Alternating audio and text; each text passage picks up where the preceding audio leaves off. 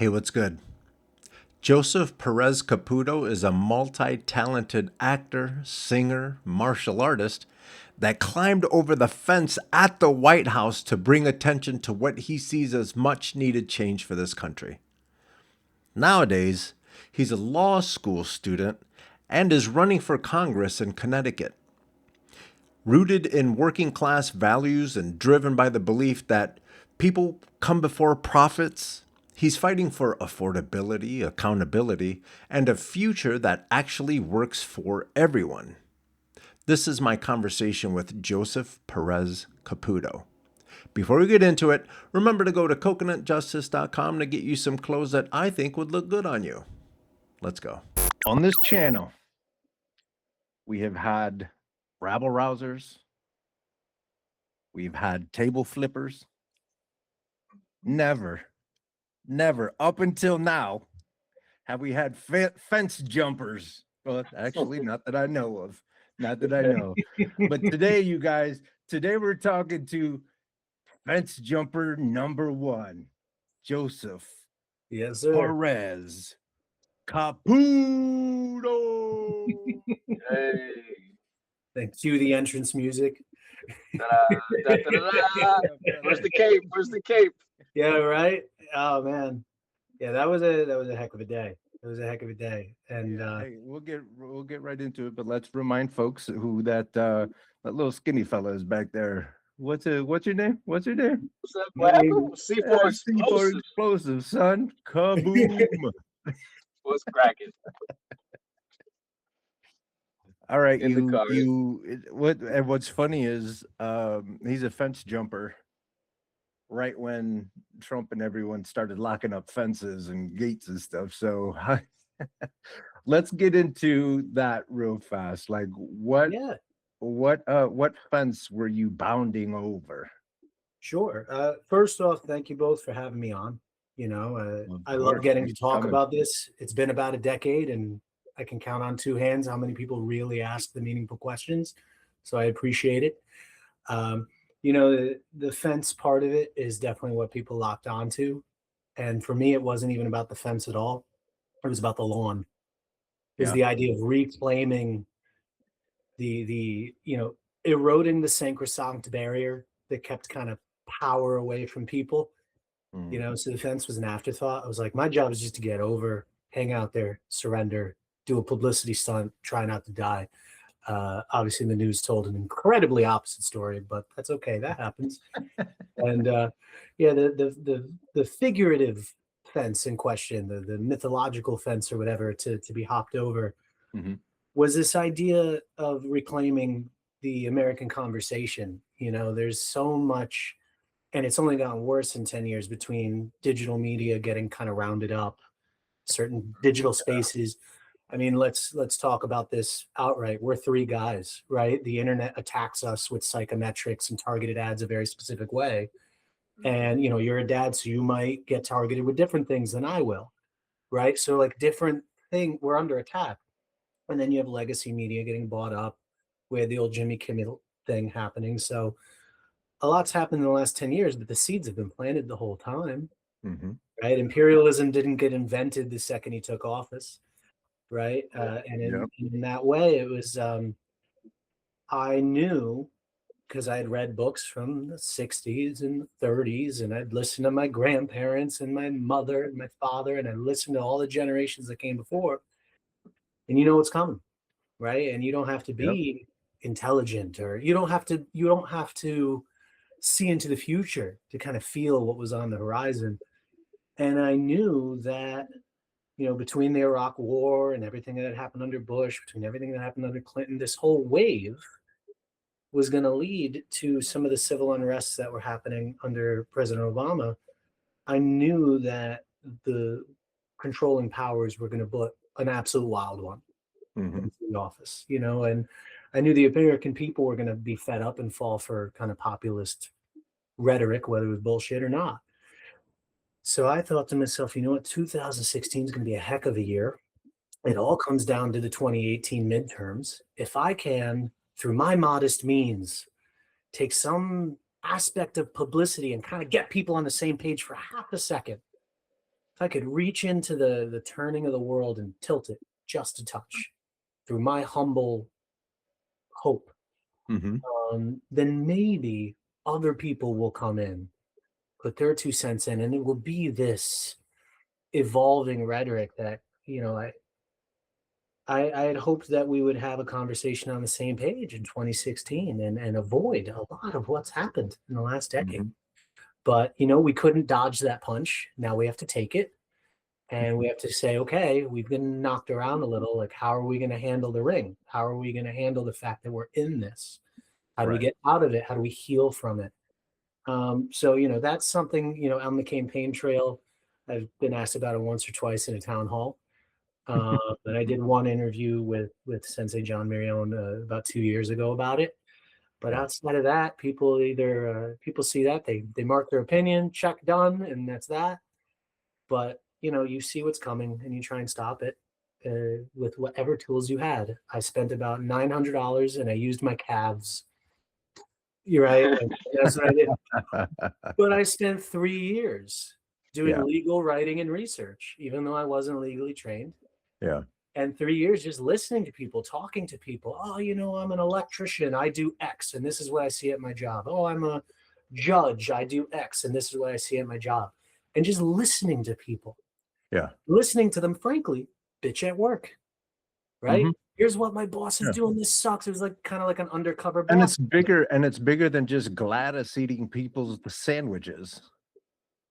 Like the last conversation we had with Kaya, I told them I used to work with this company that would do dumb things like chip away at your, I would show up late in the morning because of weather or whatever, but then I would always stay at night longer. But when it was explained to me that they were taking away my my vacation time, they explained it to me that I was showing up half hour late, December, January, February. Yeah. And I said, but I was staying late. They said, we don't know what happens here after 5. Yep. Slacker. And I said, oh, that's what we're going to play? Okay, cool. Yeah. The gray areas of the law, right? The little areas where people are like, well, like liability wise, responsibility wise, blah, blah, blah. Here's where I can be hands off. And meanwhile, you're going the extra mile. Yeah. That's the reality. That's what they told me. They told me, work hard, pull yourself up by the bootstraps. But then you're taking my vacation time? I'll tell you right now, if you could bootstrap your way to billionaire, I'd already be there and we'd have a free Bodykin right now. I'd fund the whole effing thing. If that was possible, you know what I mean? We'd all be in slightly different positions and not laughing together. And I frankly, I kind of like that we're laughing together because I'd be a billionaire right next to you. We'd have some brand name bootstraps together. I could pay for a tutor. My father didn't really work hard to help me learn the language, and I struggle with languages. So I'd reconnect. Be a good one. Be a good person, good force. But yeah, it's they find reasons to say how we're the problem. And but the reality is, everyone you've met is so effing smart. Even the ones you think aren't. They have something to teach you. They have experiences, and if you listen, you'll learn a lot. Even if they're wrong in the wrong, at least if you're wrong in the right way, I'm good with that. Like, be wrong in a smart way. Provides a completely new perspective. I hate arguing with dummies. That I can tell you got that information from Fox News. I can tell. Always tell. Well, and that's another thing about me that's made me sort of troublesome in a good way, like a good rebel. I spent 4 or 5 years of my life, all my high school era, grew up on Superman, right? Grew up on good mythology, grew up with good values. But you root for a sports team no matter what its loss rate is, and no matter what values I grew up with. I was raised, you're going to be a Republican. You're not going to be one of those. You know what I mean? You're not being one of them. Yeah. Soft and liberal, so for 4 or 5 years, every morning, Bill O'Reilly, Fox News, the whole shebang. I grew up with it. I know what it sounds like. I know what it smells like. And I know that like fraternity you get when you speak it socially. Yeah. But in those same years, at night, Jon Stewart, Stephen Colbert, humor, right? And so one niche says, listen, here's why you should be angry, and we should join each other in this fraternity of anger, and we'll aim it at this guy. And yeah, boom, you have community, you're fired up, you have energy, you're ready to go. You go to work, you're caffeinated, you got your nicotine, pissed off. You talk to Larry, Jerry, and Bob. They're pissed off at the same shit. Damn those guys. You know what I'm saying? And it provides a type of very real, very tangible inoculant to your worries, right? The left doesn't have the same equality with that. We doom scroll and we stay there and are like, oh my God, what are we going to do? Can I swear here? Real clutch. Oh yeah. Grown ups. Right. I mean, you had my boy on earlier, so I mean, I imagine I heard a couple things, but I was just want to be sure. Yeah. So growing up with those two perspectives all the time, I just posted a post today, basically saying that here's the perspectives I was raised on. Here's the way neither side really lives up to it, and that means that when I go into a conversation, I spot that rhetoric quickly. I ask you meaningful questions, and if you are doing this like script chess where you're kind of dehumanizing each other, you're not really having a conversation, right? Yeah. You're saying, well, you said X, which means boom, boom, boom, boom, boom, boom, and I'm going to say Y, and boom, boom. And it becomes this weird chess. Like, right now with Venezuela, if I say, listen, I just think we shouldn't be getting involved. Well, you must support that. Did I say that? No. I didn't say. I'm right here. I'm in this room with you. And even like things that you say, like Trump did things to women, grabbed them by the parts, and he did things to these young girls. Well, Joe Biden, at what point did you ever see me trying to defend Joe Biden? Yep. By default, it's automatically still Joe Biden's fault. Yep. I mean, we're going on a year. We're a year deep. Yeah, and that's something I hear a lot. Is like, well, everybody wants to go after this president for every little thing he does. And I'm like, listen, man, I grew up conservative in the Obama era. He ain't the first one under this scrutiny. Y'all, yeah. I remember being like, all right, everybody, chill with the tan suit. This is some bullshit. Let's talk about the drone strikes or the Fannie Mae, Freddie Mac bailouts. I'm still not over either. Yeah. He's done some good. He's done some bad. But, like, the tan suit isn't the effing problem here. Right. So, when you have that, that trained kind of knee-jerk reaction, how do you sit there and break through that barrier and have a real conversation? And so that's what I've done for 10 years without cameras and without being on a campaign trail. Is just like, I've met you, you're a human being. What makes you tick? How can we have the best, affirming conversation? I think that's what it's all about, finding the common ground and finding a way to infiltrate what their defenses, and it takes a lot to incorporate both the left and the right at the same time in your approach, because you have to say, I can identify with some reasoning here on this side, and I also have my what I agree with on this side, but I'm going to come at you in a way that you're probably going to have to just pull your hands down and say, you know what, okay, you're right. Yeah. And let's break bread. Yeah. Yeah, that level of de-escalation is so key. Right. And setting the understanding that, I'm tired of that side doing that too. Whichever side you're standing on, I'm tired of them doing that too. Yeah. If the truth can kill it, it deserves to die. Take them all down. 100%. Is there something wrong with me? I'll walk into a court right now and enter into discovery and go before a fact-finding jury. I really believe in that. Real accountability. Yeah. Right? I've had people ask me on the campaign trail, listen, I know you're an average guy, but now you're running. So now you're one of them. Like, why should I trust you? Right. And I go, great question. Fair. You shouldn't. Fair enough. Don't trust me. Make me earn it. Make me earn it every step of the way. And if I fail, let me know. I had an old associate. I've been getting back on Facebook.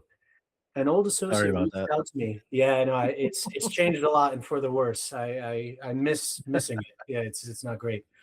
Zuckerberg said thank you. Not sponsored by Facebook. Yeah, right. No, go ahead. Sorry. No, fair. No, it's but yeah, no, I'm feeling a little better in this moment. But earlier today, I was like, the brain fog was really bad. I did a write-up for one of my things, and that old associate was like, yo, Joe, you wrote legislative branch. I know you meant judicial. I was like, thank you. That's an average person reaching out to me after the first time we've talked since before the pandemic, knew what I was about. Hope you've been well, right? This is the change you meant. I went on all 3 of my like TikTok, Instagram, and I changed it. I'm not beyond reproach. I'm going to mess up. I'm going to be imperfect. And to put things in perspective, how big is your campaign team? Right now, I have about 18 volunteers. They're in and out because, like you, many of them are parents. They're volunteers. They're all my closest like friends and family. Yeah. They don't have political experience, so it's they're a good team, and I'm proud of them. We don't have a campaign manager. We don't have a legal expert. I'm the tip of the spear. I do it all. Right? We don't have a social media expert. I'm doing everything while working full time, while going to law school, because that's what my district is about. Yeah. Right. When you look at, are you going to law school too?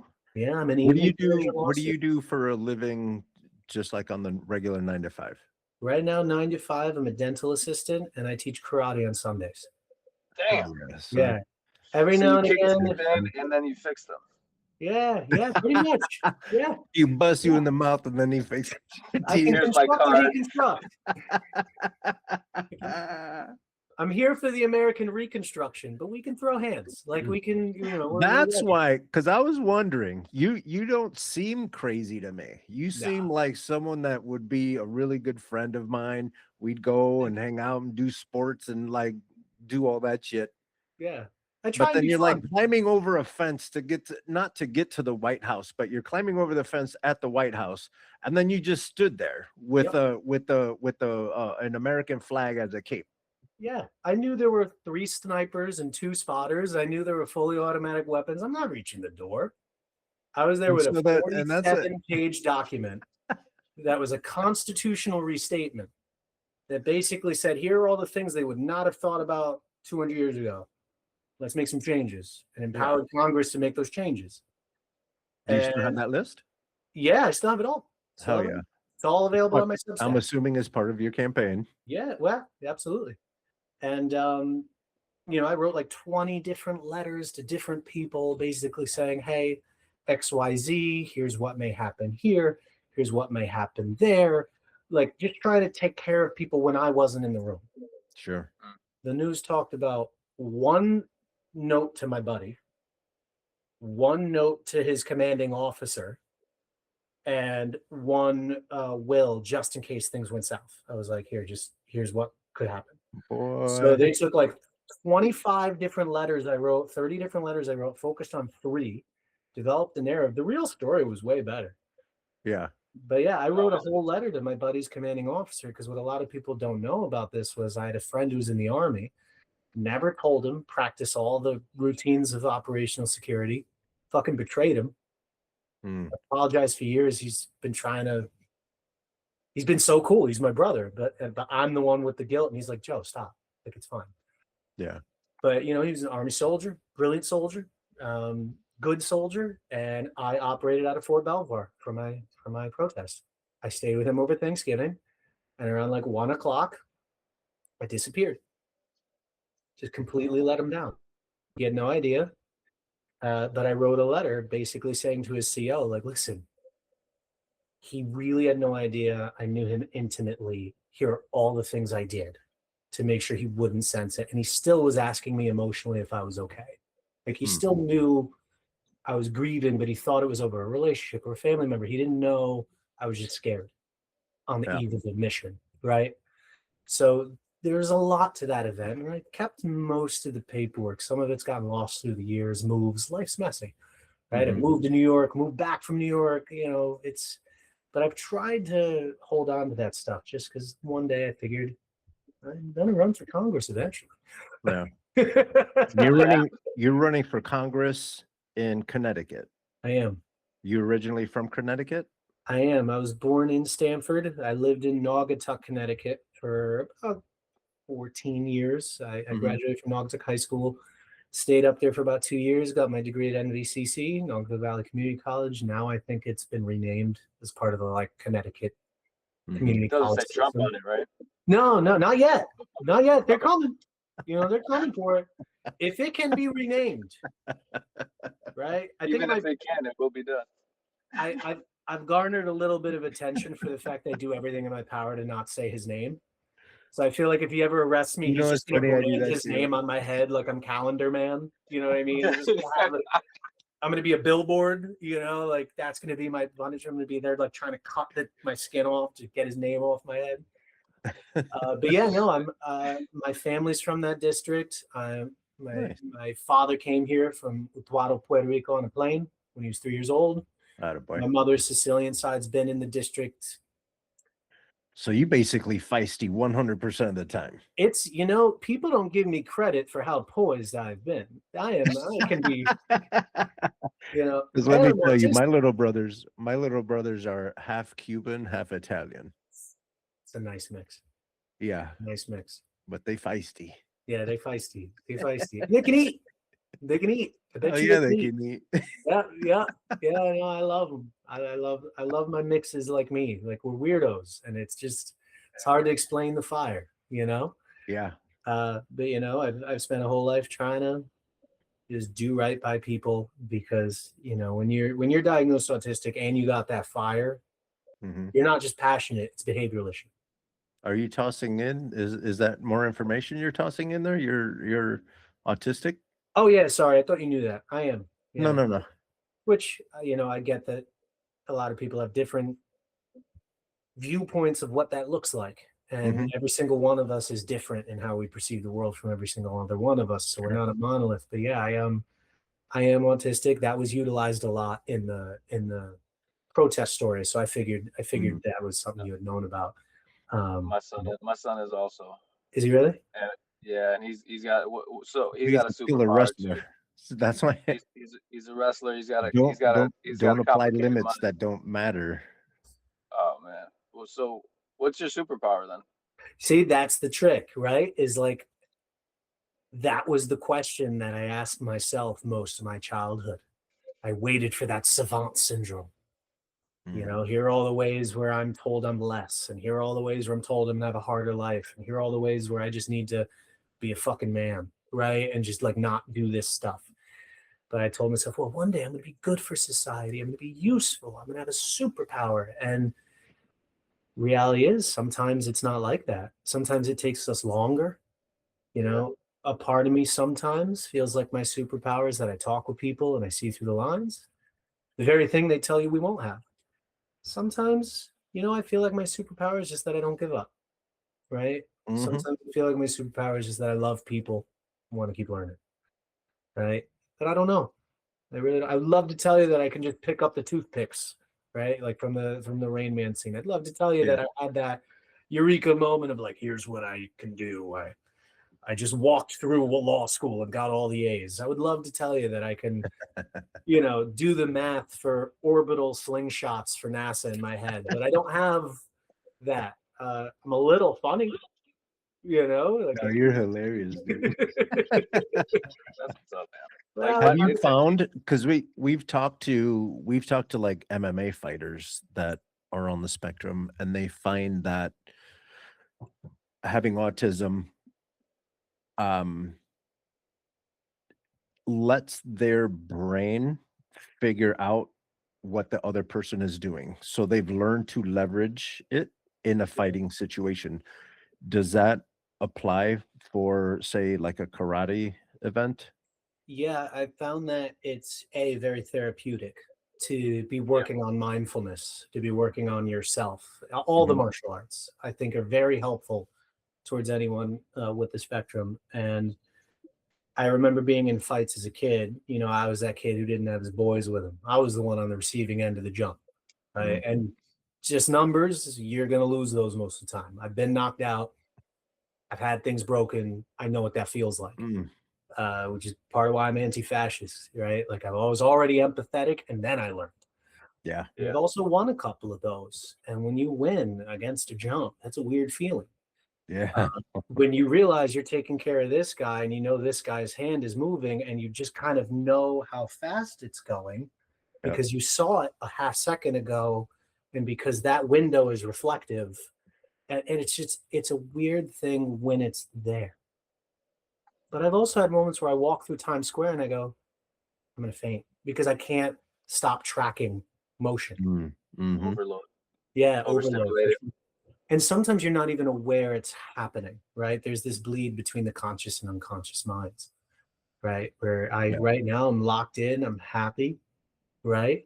But then before you know it, you're like, wow, my back is stinging. I was ignoring the pain the whole time. Why didn't I process that? Sure. You know, like, so it's very weird. Like, the older I get at different stages in life, I've learned that the rules, even for me, change. Who I was at 12 and 20 and 25, and now at 33, I'm still alive. It's different. You know, you keep relearning yourself, which is why I value the martial arts for that. But yeah, from a engaging with other people mindset, whether it's dance or martial arts, yeah, I have found that my specificness has been very intriguing to work with, because I've been able to track motion very well, even when I'm not looking at it. Are you good? My son has I guess when he gets overstimulated, right? Like there's his mood bounces from left to right, and he could get, from an instance, like there'll be an anger moment, and then the next thing you know, it'll be gone, and like nothing ever happened, and he carries on. The very black and white, no gray area. You know what I'm saying? I feel that. I think a part of me can be like that, but I think that's because I was raised with Sicilian anger, and then just as I got older, just didn't want to be angry. But I think that relates back more to like my genetic disposition to just you know. But yeah, there are times where if I'm focused on a task, I'm enjoying it, and you break my concentration, it's not anger, but there's definitely a moment of like, okay, what do you want? There's a lot of energy, and I can mimic it because, you know, lifetime studying my own face and masking, and then turning that into becoming a good actor. But the reality is that's where it comes from. And the second that stimuli is gone, hey, you good? Sorry about that. Like, you come back to reality. You're like, all right, I wanted to do my thing. I was on a timeline. I'm trying to do. It's like being a perfectionist at your job and really locking in. But it's like, maybe I was just playing Pokemon and it's not that big of a deal, you know. But like, yeah, if I get interrupted, I get that.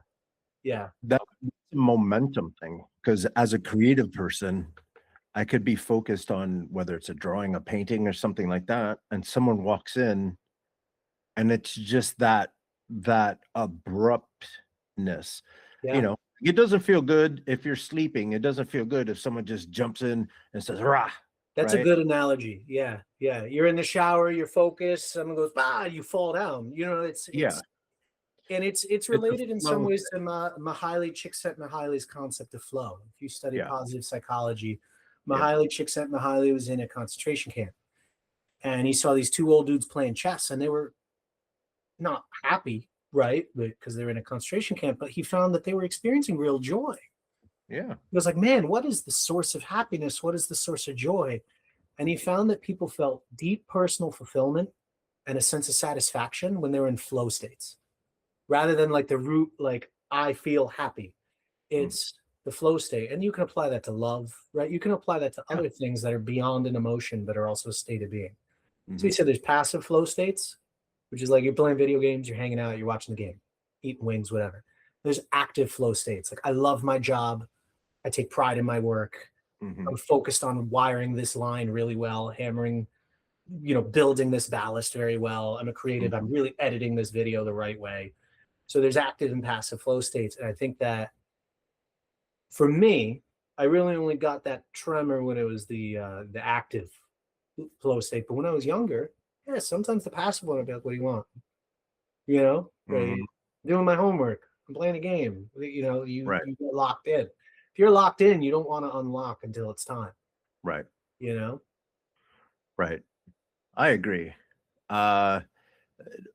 Rules are, if my door is closed, that means something important is happening. I don't want to tell you what you look like in those jeans. No. Right. And that's one way it is easier for adults with any kind of spectrum or neurodiversity than for kids. Because as a kid, you don't always have the same boundaries, either because you haven't learned them or just because you don't have control. Like, your parents are your boss, and they don't understand it. Yeah. Well, even if you that's the do, your biggest thing. dad or your mom or your parent pays for that bedroom. Mm-hmm. Can you lock it? You know, like when you're a kid, Depends on who I your go, parents are. if dad says get in the car, we're leaving, I guess we're leaving. That's Right? it. No one has to check my schedule. I'm the kid. Yeah. Pack up, get in. Fuck your flow state. Get in the car. Exactly. Which is why Game Boys were a great thing for me. Game Boys and books. Because then it's like, Yeah. oh, okay, I'll get into it. I'll time jump to a different flow state. Yep. Right. But it also makes studying the law fun because it's like, cool, there's so much here. Mm-hmm. Right. If I'm bored with one thing or whatever, you jump to the next thing and it's a whole world.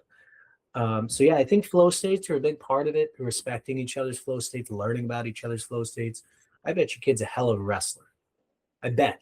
Oh yeah. Hell of a wrestler. Yeah. He is locked in. Like this is he made varsity this year, and he's only been wrestling for 3 years, and he's unlocked. It's like he's unlocked something that he was missing, and he didn't know what it was. Like, yeah, he didn't. There was like he found a way to decompress, release aggression, find his purpose, find center, find his ground. Like there was so many things that and it trickled down. Like his schoolwork got better, his social life got better. Like there's these things, and then we as parents had to figure out how to navigate that as well. Like don't yank him off cold stop on something that he's locked into. Like give him a little warning. Trying to figure out how to make things work for him that didn't look like we were like trying to take over his entire world. You know what I'm saying? So it's still a dance.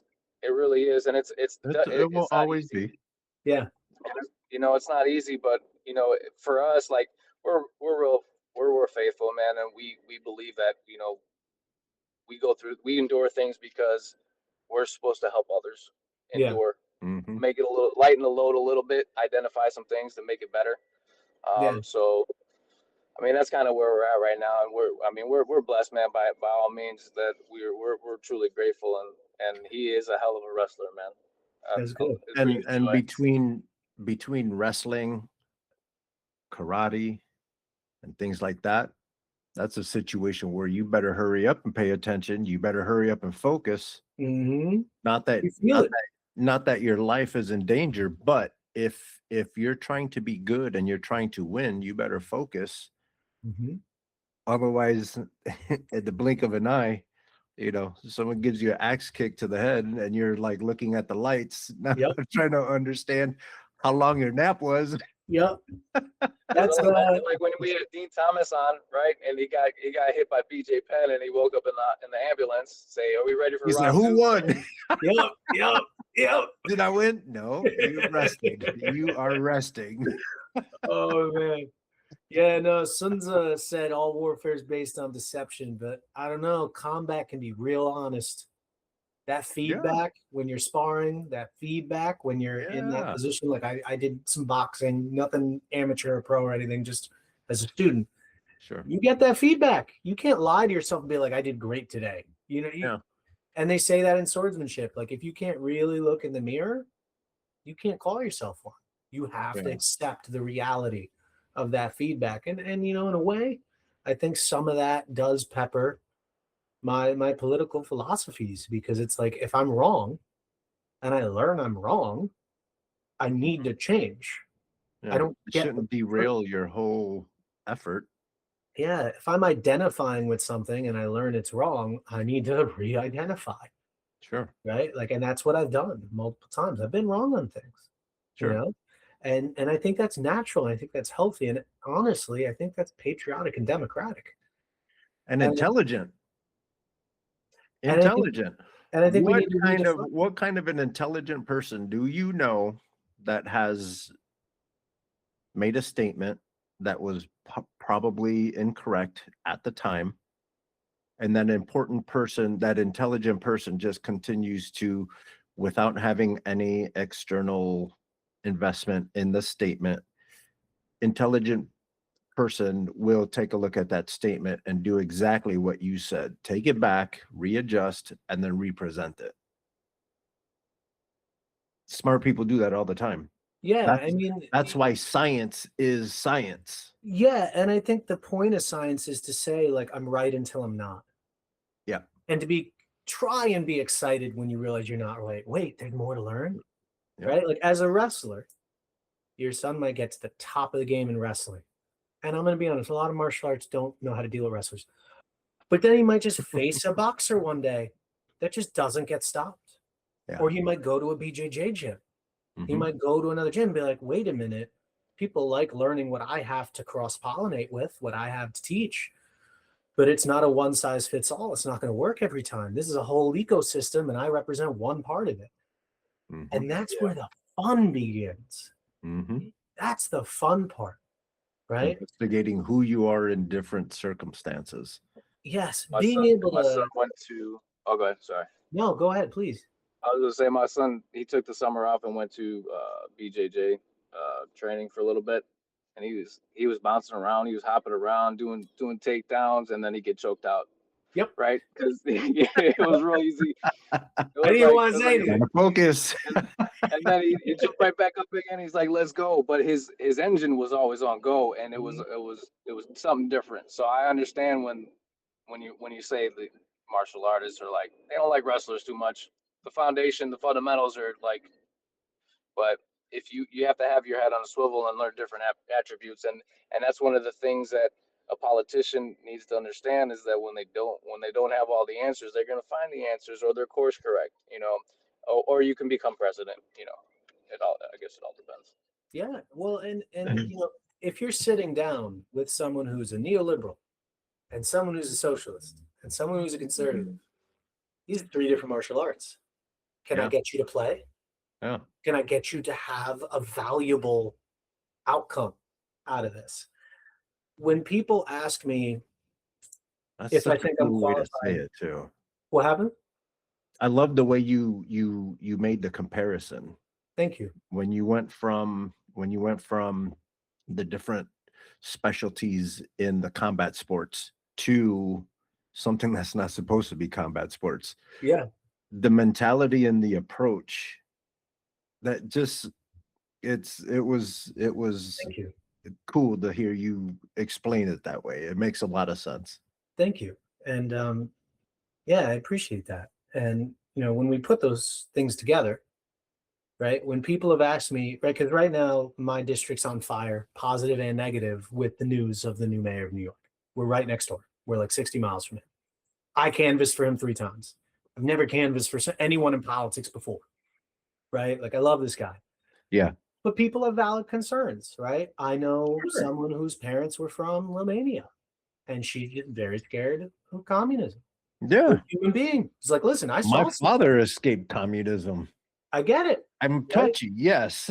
And those experiences are relevant. But then you say, okay, well, what's a communist versus a socialist versus what's a democratic socialist? And now we're just talking theory, not praxis.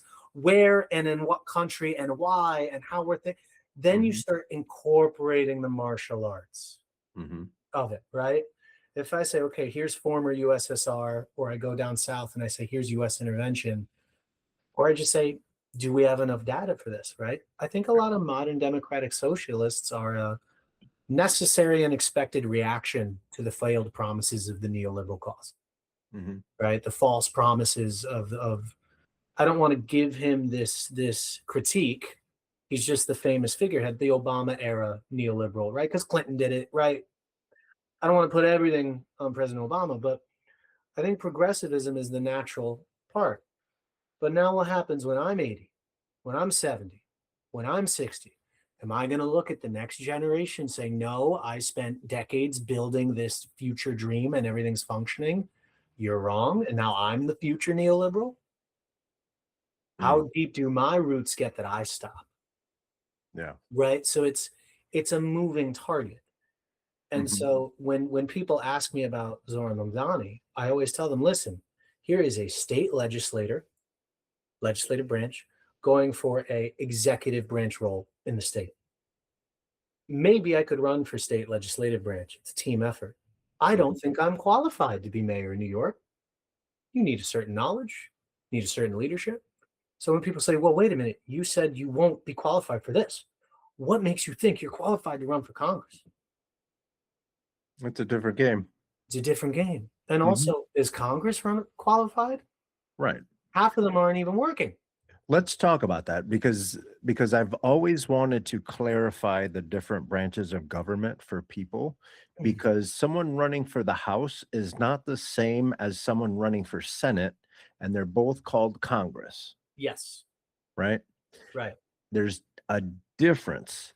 So to me, the representatives, we have more of them because we have a lot of area to cover, and we need someone from a certain area to come tell us, to tell the government what's happening there and what you need.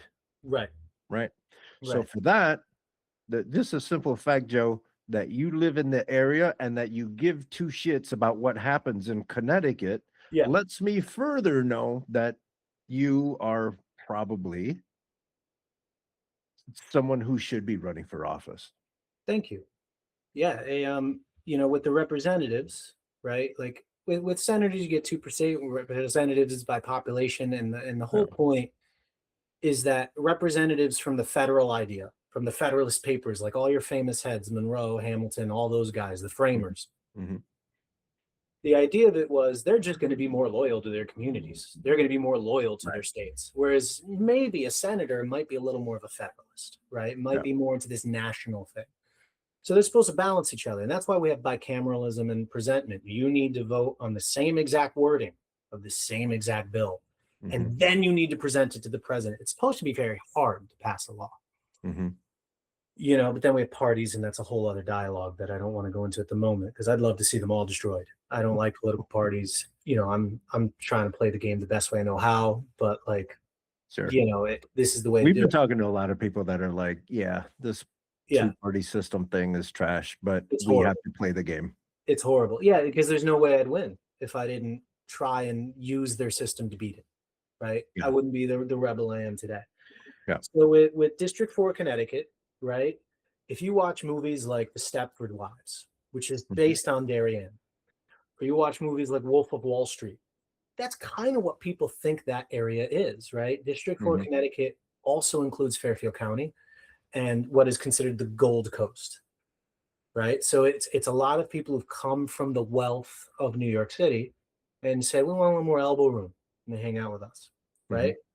So you have a history in Connecticut of a ton of different people, Broadway stars, hedge fund owners, what have you, building a different kind of life, raising a family, enjoying their wealth with an acre, with a garden instead of a penthouse.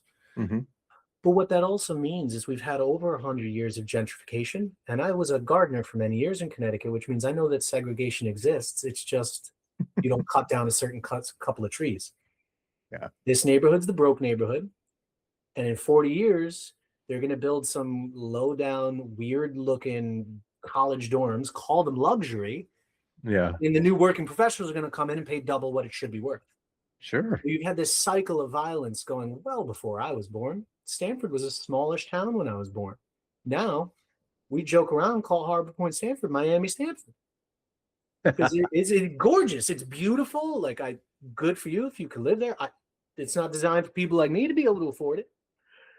So when it comes to our area in Connecticut, when you have you're lazy, if you listen to Elon Musk, it's because you're lazy and dumb.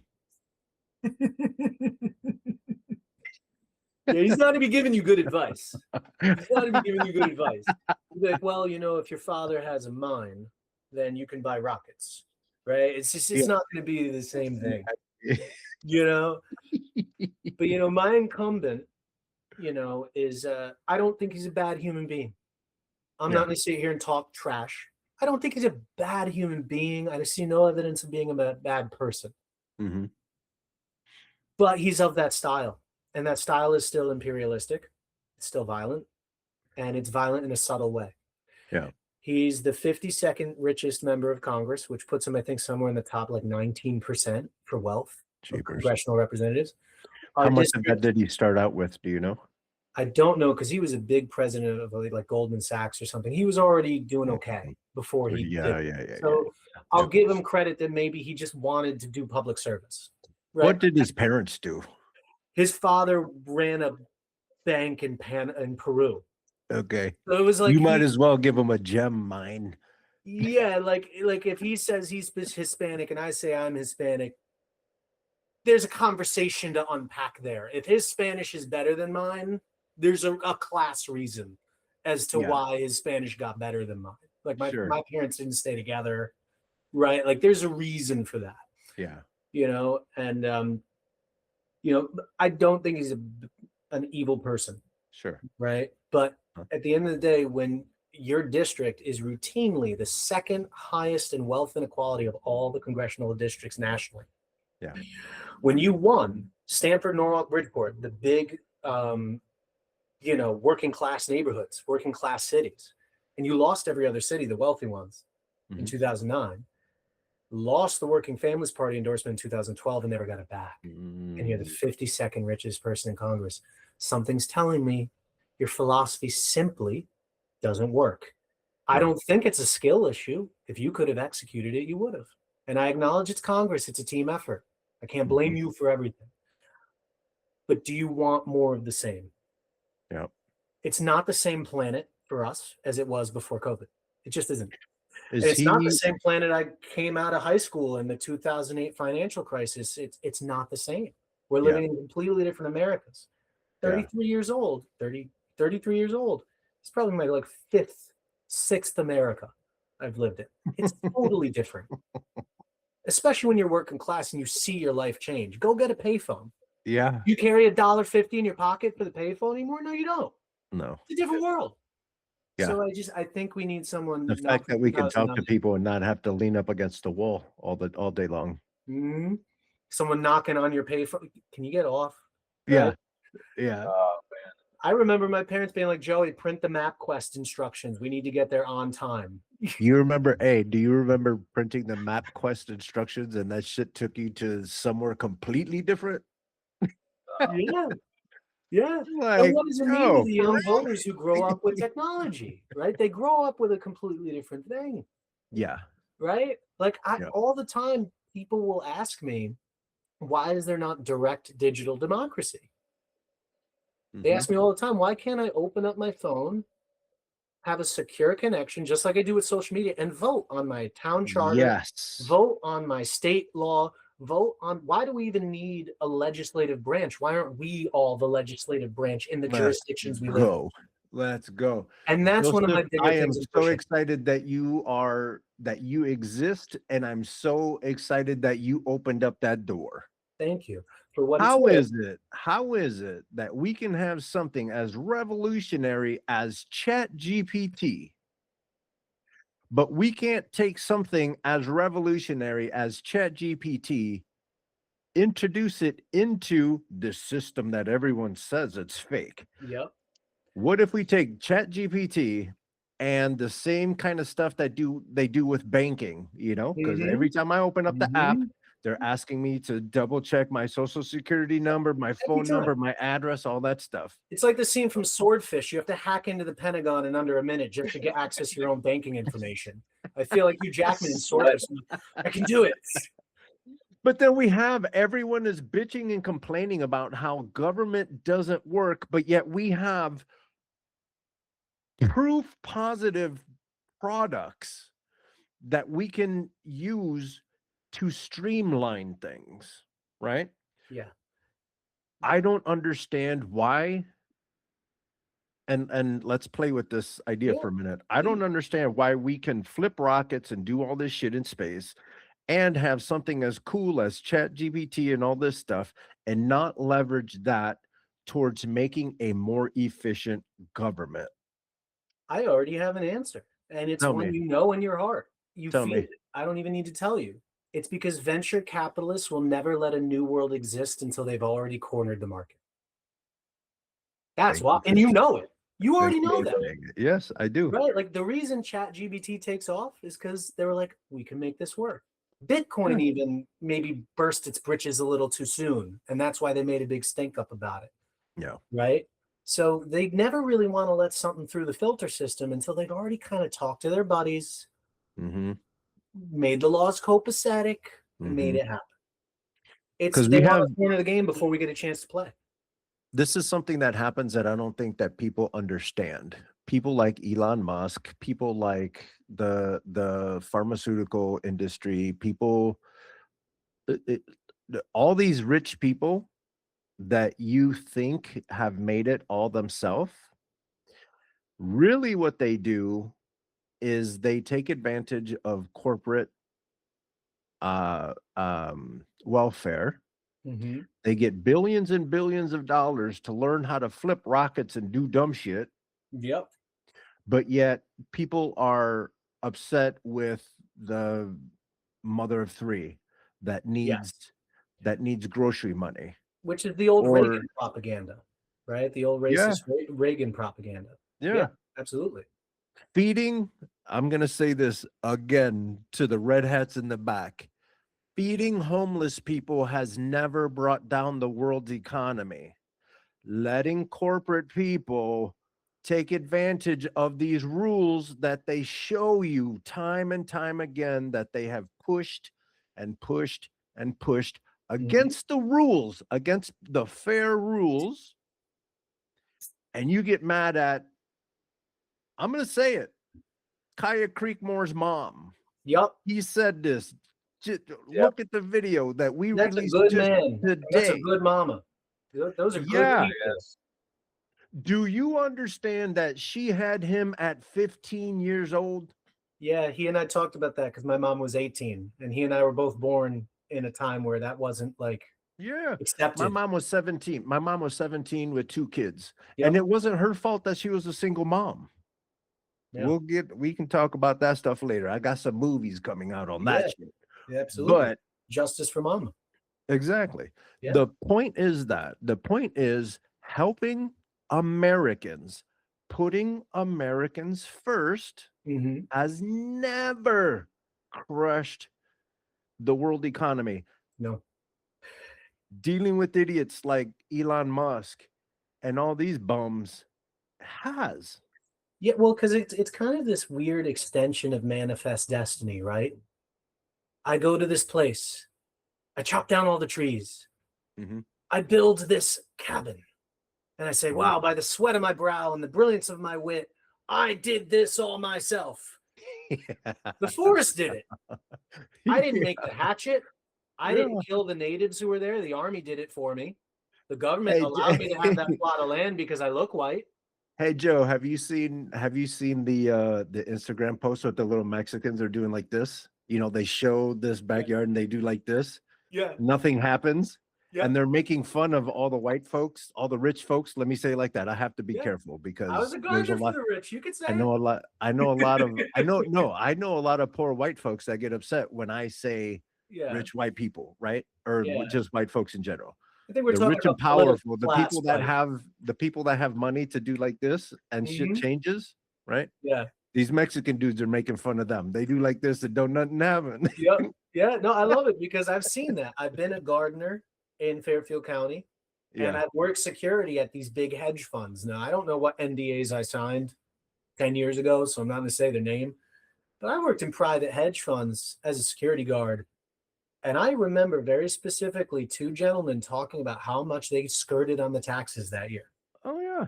40 grand, 60 grand. One dude leans in from the back, 120. Yep. They were gamifying tax evasion. I've worked with dudes that bragged about taking clients to Vegas and doing all kinds of weird things in Vegas. Yeah. And I'm like, you couldn't just call them and be like, hey, do we have a deal? No, you got to get them rubbed and tugged. It's all a machine. And we have these systems everywhere. And the second you start talking about dismantling it, all of a sudden now a way of life needs to be protected. Right? A lot of these people, because there's some very kind, generous people. I've worked for very kind, generous people. I'm not talking about the millionaires. Some of them, some of the upper ones. I'm not talking about the self-made low millionaires, the doctors, the lawyers who are like 10 and under. I'm talking 900 million that I got from my mother's estate. I'm talking a billionaire. Right. There are some people in this echelon who truly don't understand their own power.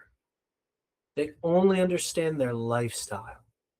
So when you give them a duty, they look at you like, what do you mean? They don't get it. I worked for this. I have it. Mm-hmm. And it's kind of like that Plagueis quote, right? Or Sidious quote, all who gain power, afraid to lose it, even the Jedi, right? No one wants to actually be Batman because that hurts. Yeah. Heroes die uncomfortable deaths. And if I'm going to really make a positive change in the world, I need to accept the risk of that investment. Yeah. And it's hard to do when you're broke. It's hard to do when you're working class. Running for office is not kind to my body. It's not kind to my immune system. Yeah. And if I had more resources, sure, maybe I could do a better job or I could do more. Right. But your parents didn't give you a $6 million leg up? My father was a body mechanic, right? So he did body work, and then he sadly passed away. And sorry to hear it. Thank you. And my mother was a banker for many years, but then the repeated hand motions actually gave her carpal tunnel. She got and so for a while, she fought. She tried to trust the government, right? And was on benefits. She's like, that old thing. Yeah, she's like, I've been working every day since I was 14, 15. I guess I should try and get some support. Yeah. I watched her suffer and strive and work her tail off just to even get what was allegedly promised her as a social benefit. Yeah.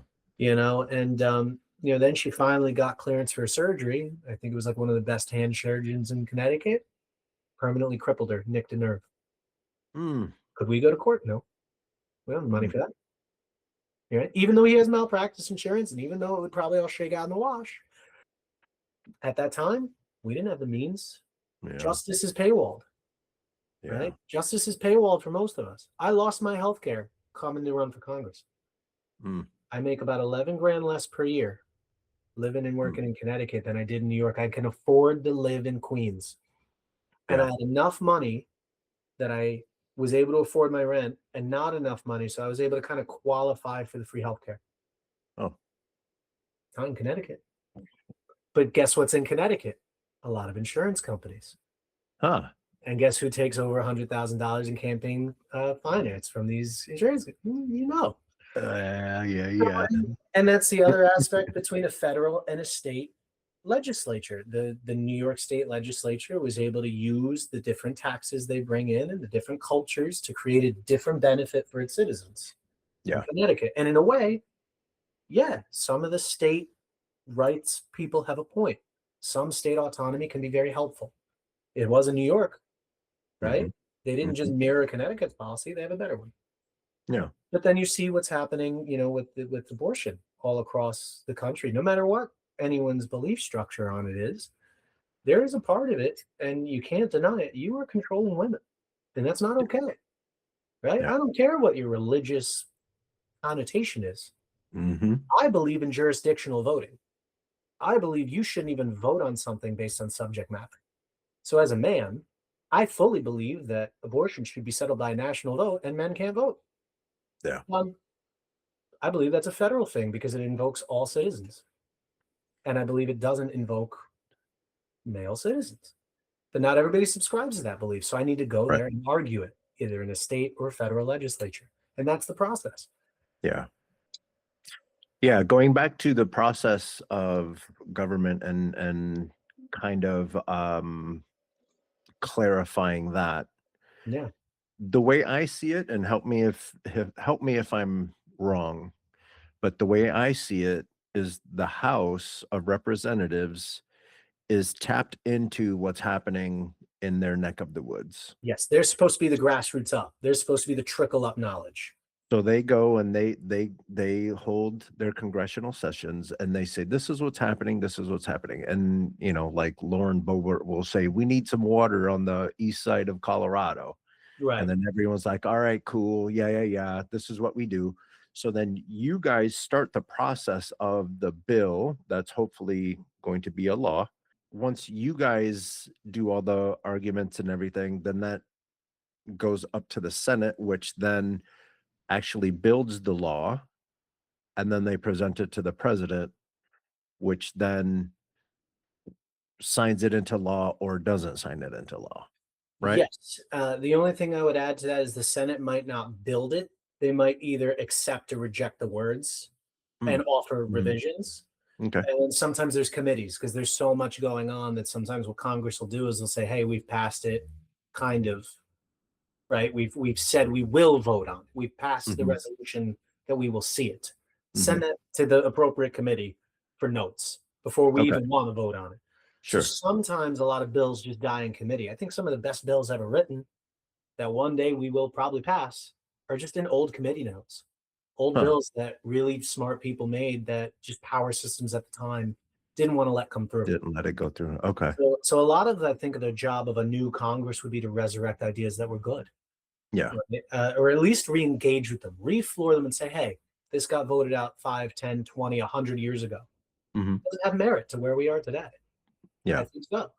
I think a 100-year-old bill that they once passed was if you voted yes to go to war on a national vote, you enlist. Mm. They said, you know what? Yeah, we can share a congressional vote with a national vote. If you want to go Yeah. to war, yeah, but then you need to enlist. I think that's fantastic. That's yeah. You can imagine why that didn't pass because there were Yeah. already companies that didn't There's want. because there's especially the current administration. There's a lot of people who like to declare war and who like to talk big game Mm-hmm. that have never ever Yeah. worn any kind of uniform. And listen, I tried. I did. I tried to sign my name on the dotted line. I really Yeah. tried to enlist. I tried with different branches.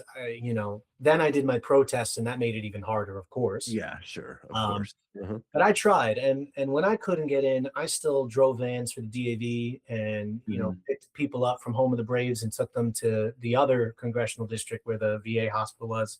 Picked Sure. people up from there. We did this thing called Take a Vet Fishing. I'm proud of that time. I love Yeah. my veterans.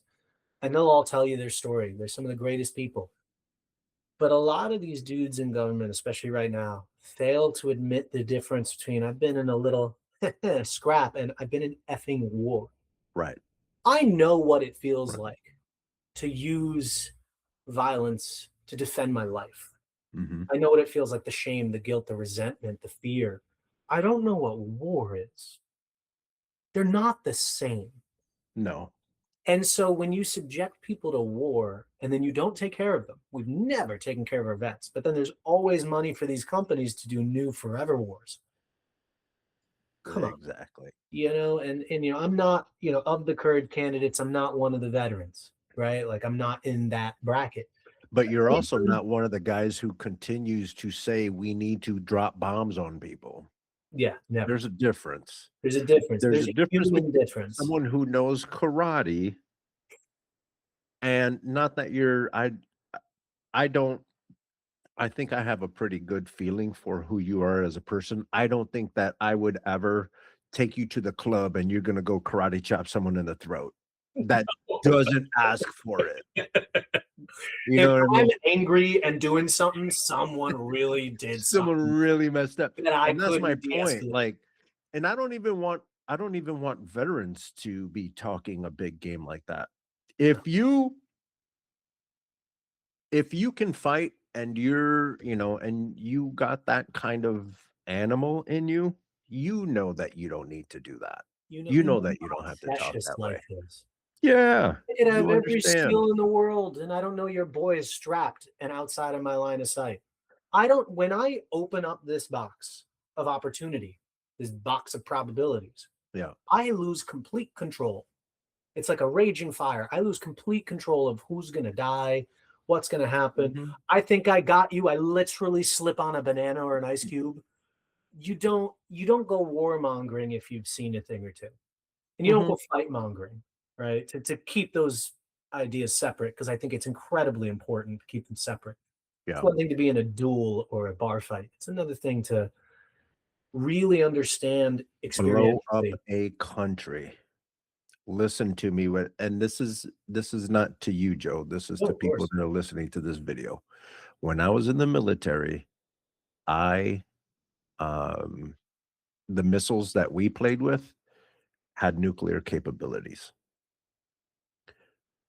If we were to ever have dropped one of those bombs, a city it wouldn't be a blow up thing. And then it would melt. It's a parking lot. That Yeah, city would melt. gone. because So we also to have to be remember able to we're talk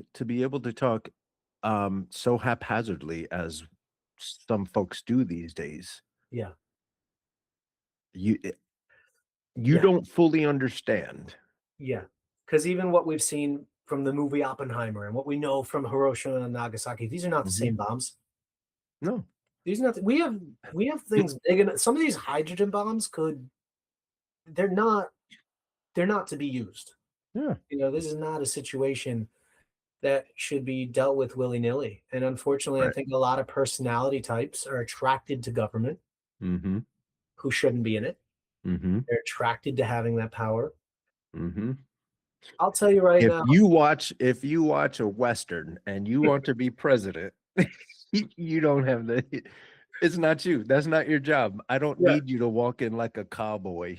no, we don't need that. I Hat want tilted you, back, talking all that mess. Like, no. yeah, I want you to be that old man grieving in the cemetery that's in the Western that's like, yeah, don't do it. Yeah. Don't do it. Right? It's I not need worth you to it. be one of those. Yep. I need you to be one of those old mages that have Yep. seen it and heard it and done it. I'd And rather you the grieving mother. understand. Yep. Yeah. Absolutely. Yep. You know, if you're out here to be Wyatt Earp, you know, You can stay home. yeah, stay Go to home. or even better, Hollywood needs help. Go to Hollywood. Yeah, you know, listen, if you're willing to learn safety and you're willing to play with your fellow actors, maybe that energy can serve the character, Yeah. right? Maybe. But you know, lives are on the line sometimes. You can't have that. Yeah. You know, I for a long time I studied to be in emergency services, so I thought I was going to be cop or firefighter. And you know, I got a lot of things to say about modern policing. Like, are you coming from a service model? Are you just beating your chest a little? One of my favorite things to watch are these ICE agents getting arrested by cops. My favorite things to watch because these are cops who are like, listen, I deal with every modicum of bullshit all the time. Shut up. You know what I mean? Because they get it. Yeah. You know what I'm saying? Like you can't. There's a personality type that doesn't deserve a badge, doesn't deserve a gun, doesn't deserve a presidential seat. Yep. I agree. And you know, maybe they can be very happy, healthy members of society. I'm not ever trying to be like. I'm never trying to be in a position where I say certain people don't deserve to. I think that's very Yeah. anti-democratic. But when Yeah. you know someone's dangerous, you don't give them a rifle, you don't give them a pen Right. because you know what they're going to do. Yeah. You know. What are some of your ideas around education? So I think education really took a bit of a step back with some of the No Child But Left Behind structure Mhm. and testing, Mhm. training students for the tests. Mhm. You know, I've taught with Inside Broadway out of New York, and I brought arts to kids, and I teach karate, and I found that when you meet children where they are, they learn. When you Yep. try and get them to reach a level, yeah, there's a time for that. But if it's an arbitrary level, even the teacher doesn't fully have their heart in, Yeah. it becomes problematic. So when it comes to education, I really would love to see some not just curriculum overhauls, but power overhauls. I would love to see teachers being put into a position of creative control. Mm. Not that there wouldn't be some level of baseline standard, but we're trailing in education, and for Mm. good reason. And I think that the people who know that best are teachers. Yeah. And I would love to see more teachers run and win Congress and political systems and be like, hey, your local board of ed is run by random uncles and aunts and fathers, and not everybody's got a PhD in education. Maybe and maybe your principals just wanted that nice paycheck and the summer off. Like maybe they're checked out, maybe they're political. You know, they got that public administration degree and they're not in it, but some principals are fantastic. So Mhm. I think when it comes to education, we really need to highlight grassroots, decentralized creativity, power, and flow state. Mhm. And then when we find what works with that, we can start talking about it on a national scale. I think education is going to make or break this country. Mhm. I think it always was going to, and we just lost sight of that. Yep. There are other, I believe in play testing ideas. There are a lot of pedagogical ideas in different countries and even in different states, and play testing them in different populations to see how kids react, whether Mhm. they have an increased level of engagement. I think that's the way to go. And just like, I never caught his son's name, but just like Michael. his son, yeah, just like Mhm. Michael. The second he had a martial art, he was focused. Mm-hmm. Not every kid needs a drug. Not Mm-hmm. every kid needs discipline. Mm-hmm. Some kids just need the right level of enrichment. So I believe in funding the arts. I Mm-hmm. believe in funding STEM. I believe in funding multiple languages because ideally, I would love Mm-hmm. to see in America 50 years from now where everyone speaks 3 languages from a Mm-hmm. national security as well as a cultural Yep. And strength. not even, yeah, like if we're to be a business superpower, Mm-hmm. you need to speak different languages. It's Every time. mandatory. Every time. Yeah. And even in the military, you can't do anything without good intelligence. Yeah. You can't win a war only speaking English. Yeah. That's the reality. 100%. You know, we couldn't do anything we did in Venezuela if we didn't have a couple people who spoke Spanish. And not just any Spanish, because people who are of the diaspora know, like, there are different Spanishes. You take me to Utuado, Puerto Rico, I pick up a lot. You know, Yep. I know more than I think I know. You take me to Chile, my friends are from Chile, I don't know a thing. They might as well be speaking French. I live in California. The Mexicans don't even talk to me because my Spanish is just different enough. And I'm like, and then they try to speak English to me. I said, no, my Spanish is way better than your English. Let's stick to. It happens, it happens. Yeah. But yeah, for education, I really think that if we highlight those full enriching ecosystems of human thought and experience, have kids play test that, especially in elementary school. Throw things at them, throw play at them, right? Give them every opportunity, not just sports, but give them theater and music and art, and not just for the privileged, right? For everyone. I think you're going to find that when the structure of how we approach education and our understanding of it changes, and we give kids the ability to play and grow in this world, they're going to play and grow a lot faster than this artificial ladder we've given them. And a lot of that's going to come from empowering teachers who really understand what it means to be on the front line. Yeah. Right. Like I often use a lot of military examples because a lot of my life has been spent serving veterans at home. So the way my natural inclination would be to say this is, I'm not going to listen to top brass if my sergeant is saying something and we're under fire. I'm going to listen to the dude who's in it with me, who's better than me, who leads me, who's got my back. That dude might even be wrong. We might be operating completely out of the reign of what's real. Outside of our sphere of knowledge, there might be an overarching thing beyond our comprehension. But I'm going to listen to that dude, because then we'll get to the next choice. Yeah. And I think that the more we highlight that, the better it'll be. Yeah. I rambled a lot there, but it's something that's important to me. And the more I hear from my educator friends about the job market, about what it means to write a curriculum, these are people who work their tails off for not a lot of pay, and they don't even really get the power to meet their students where they are. I think we need to change how we view teaching in this country. Until we do, we're going to suffer. Yeah, 100%. And I've been saying this more and more often. We have an administration that turned our education system into a sitcom. Which is impressive. And then the first thing they do is they call us dumb and lazy, and they go and they hire a bunch of people that don't live here. And then people are like, well, that's just because, that's because those countries invested in education. It's not any harder than that. It's not now, their economy might not be as strong as ours, so they get more bang for the buck, or their, whatever, their cost of living isn't as high as ours. But just like what's happening with people coming from South America here to take all these jobs that are, we shouldn't, as an American, no American should ever wake up and be like, I'm excited to go do this job that someone who is not from here can easily take. And that's the other thing is I have a lot of family who are in the trades, and they'll be the first to tell you that it does seem like a lot of Americans don't want to do trades for some reason. But my trade, because I didn't like plumbing, I didn't like electrical, I didn't see myself in that. I ended up really loving gardening and landscape. Mhm. More the gardening than the landscaping. I liked Sure. working get with it. nature rather than just, I don't like Monsanto, I don't like Roundup, right? Like I didn't Yep. like doing certain things I was told to do. Yep. But when I worked as a gardener, I ran into a lot of the most hardworking people I've Oh, yeah. ever met in my life. Mhm. And they were trying to do things the legal way. Even Mhm. if they weren't already here if they weren't here legally, they were still trying to get enough money to start that they wanted to do Mhm. it right. Mhm. And I think what we have is this really weird clash of mythologies that just are dissonant to reality. Mhm. People really want their kids to be okay. They want to work. They want to become citizens. And Mhm. sure, some fields might have a harder time getting intake.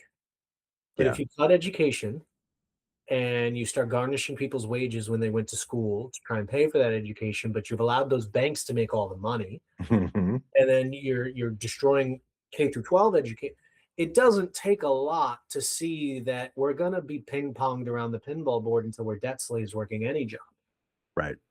And then it's And I not. think that's their move that they're trying to make. I honestly I honestly think so. This is what I've been researching lately. It's the deindustrialization of America that happened started happening around the 70s.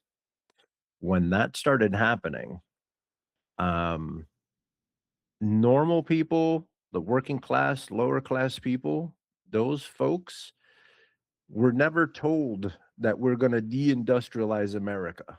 Mhm. So and by the way, we're also going to tell you we're not going to upgrade your education either.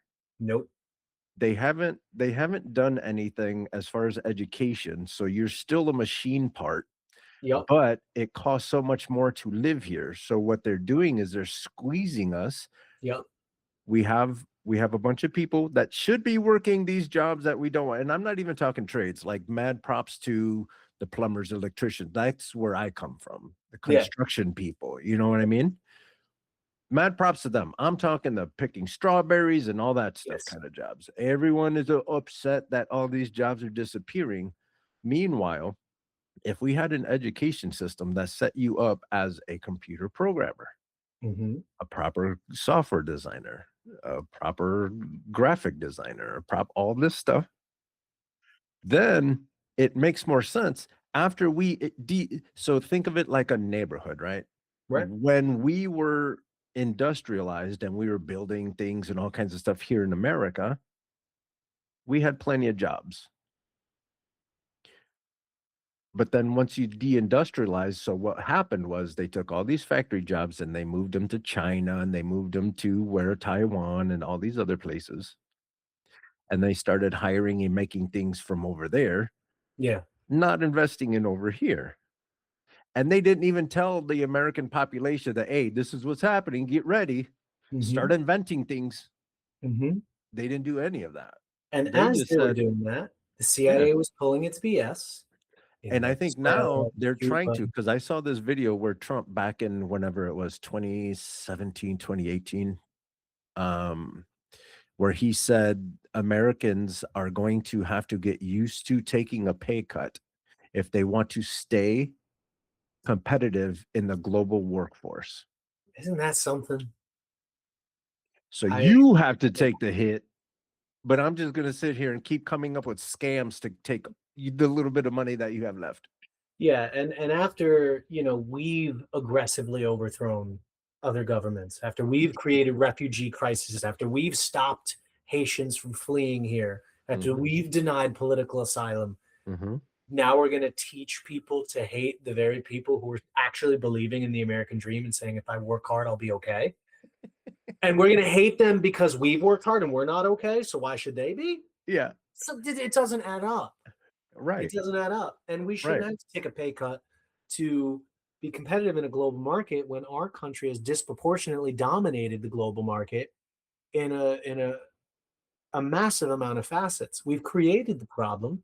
We've stepped in shit, and now we're telling our own people that they don't get to benefit. But the Yeah. ruling class who got us there Mm-hmm. gets to pull out. Mm-hmm. They can leverage insurance. They can leverage tax breaks. They can cover it up under a loss. They can invest. They can do all this financial wizardry. And at the end of the day, they travel to other countries. They see how other populations live. They're intimately aware of what we deserve. They know we can have walkable cities and fast rail, and they know we could have universal health care, decent. They know that they don't have to ban books. They know know that they know that they can educate you for cheaper than it's cheaper to educate than it is to surveil. Absolutely. And my metrics are a little dated, so they're going to be rooted in my college degree era, so 2014, 2015. But as of 2014, 2015, it costs about $100,000 to keep an inmate per year on death row. It costs about $60,000 to build a single cell in any block. It costs about $40,000 a year, taxpayer money, to keep someone in prison. And we have the largest prison system in the world. It's for profit. It's the only way legally to remain a slave in America. And the second you start talking about let's reform this, people go, you just want criminals everywhere. Like, my dog, you're going to be a criminal when you can't pay your I rent. want better Americans everywhere. I want to be able to argue with an American that doesn't sound like a placeholder for a Fox News person. It's amazing how many times. And for that matter, MSNBC too. Yeah, that too. Because it got to a point where I would be at work hearing people talk, and I'd be like, Hannity, Maddow. Like, you could just tell, like, yeah, no shade to any specific being, but like, I knew who you were copy pasting from. Yep. I won't lie, maybe even I retold a Jon Stewart joke or two. I love Colbert. Sure. But I try to have my own thoughts with it. Yeah. And I think it's a lot easier to graft something onto our minds when we're stressed. Yeah. And to really sit with it and do labor when we're already burned out. And having a burnt out American people is really the greatest fuel to an abusive government. And the more educated we are, the more revived we are, the more organized we are sitting on top of possibly one of the most beautiful renaissances to be in global history, us and other countries. And we just need to put people first. Yeah. If we do, we can avoid a civil war. We can avoid all this imperialism, which is all we've ever known. Right. These forever wars. Like, these have been going on, our foreign policies, before either of us were born, or any of our viewers were born. Your viewers. But, anyone listening in. Ours. Like, we're talking pre-World War II, this has been happening. Yeah. Keep kicking the can back down the road. Yeah. Right? I think I read somewhere that two stock traders were arguing with each other, and like each of them were descendants of generals that fought in Waterloo on opposite sides. I'm like, at a certain point, if my congressman's a descendant of Jefferson, and this PM over here is a descendant of friggin' Romulus, I don't know how far down their rabbit hole it's going. At a certain point, it's like, is the space frontier going to go the same way as the age of exploration 300-400 years ago? Yeah. The age of extraction and of resource management and of depopulating indigenous peoples of their way of life. Yeah. What's going to happen when we meet a sentient life form elsewhere? We're probably going to shoot. Right? And that's kind of, when they say a revolution happens in the mind, I think that's where it starts, is who are we? What do we represent? How do we get there? I said 10 years ago, when I wrote about a lot of the things we talked about tonight, I said, I want a renaissance. That's what revolution means to me. It doesn't mean violent overthrow, Sometimes they force your hand with that, but it means renaissance. It means everyone growing up in a level of abundance and curiosity and grace. And there's this beauty to it. Yeah. And I feel like if we don't get that, this administration's begging for a civil war. They want it. They're outright saying it. They're doing everything they can to get us to throw hands. And we're not doing it, which credit. And that's because there's a lot of people that are in some videos that we keep hearing about. Yeah. Yeah. That's a big part of it. These files. Yeah. Well, whoever it takes down, good. Because let me tell you how bullshit it is that we're fighting against each other, that countrymen are fighting against countrymen. Over Thanksgiving, I went and hung out with my cousin, who is a Trumper. He's MAGA. Well, actually, he's starting to get tired of Trump, but he's MAGA and all this stuff. Yeah. And we talked for hours. Everyone was afraid because they see my channel and they're like, oh, this fucking guy. And then they know him because he talks all his mess on Facebook and stuff like that. But we agreed on almost everything. Mm-hmm. What do you want? You want America first? Me too. Every You want time. better education system? Me too. Every time. You want, you know what I mean? Every time. What you want better infrastructure? Yep. You want roads that work? Yep. You want internet for people? Yep. Every time. We It's want the crazy. same things. The difference is which propaganda did we believe and how we get there. Exactly. And, you know, that's one thing. I can sit here all night. I can go for 5 hours about how Fox News is a Trojan horse, and it's basically a plague rat sent to destroy our country from within. And I can go down that rabbit hole, and I'm probably not wrong, and then I need more donations to cover security, right? You know, I'm doing this against an open window facing a street because I'm at that level of my campaign where I can do that. Yeah. You know what I'm saying? Uh-huh. But at the end of the day, Fox News is also achieving what it's doing, emotional manipulation, only because people care. Mm-hmm. And behind all the fear, behind all the anger, and anger never exists on its own. Mm-hmm. Anger is always latched to another emotion. Mm-hmm. And it's going to sound so cheesy. There's no way to come out of this without sounding cheesy. The angriest MAGA you've ever met loves so hard. They might limit where it's aimed. Yeah. They really might limit. They might hate LGBTQ. I still take it very serious, but they might actually just be afraid for their children, and they've got stuck there. And if you unstick them, and there's some really dangerous people, so I'm not pardoning any of them. Let me just be very clear about that. Right. But the majority of the people you meet is not going to be some crazed dude who's trying to look at girls in the bathroom. Absolutely. Absolute majority of the people. Absolutely. And a lot of these people, that their anger comes from fear, and their fear comes from love of something or someone or some future. And I found when you talk with people rather than to them, and you talk with them like human beings, you get human beings. When you talk with them like enemies, you get enemies.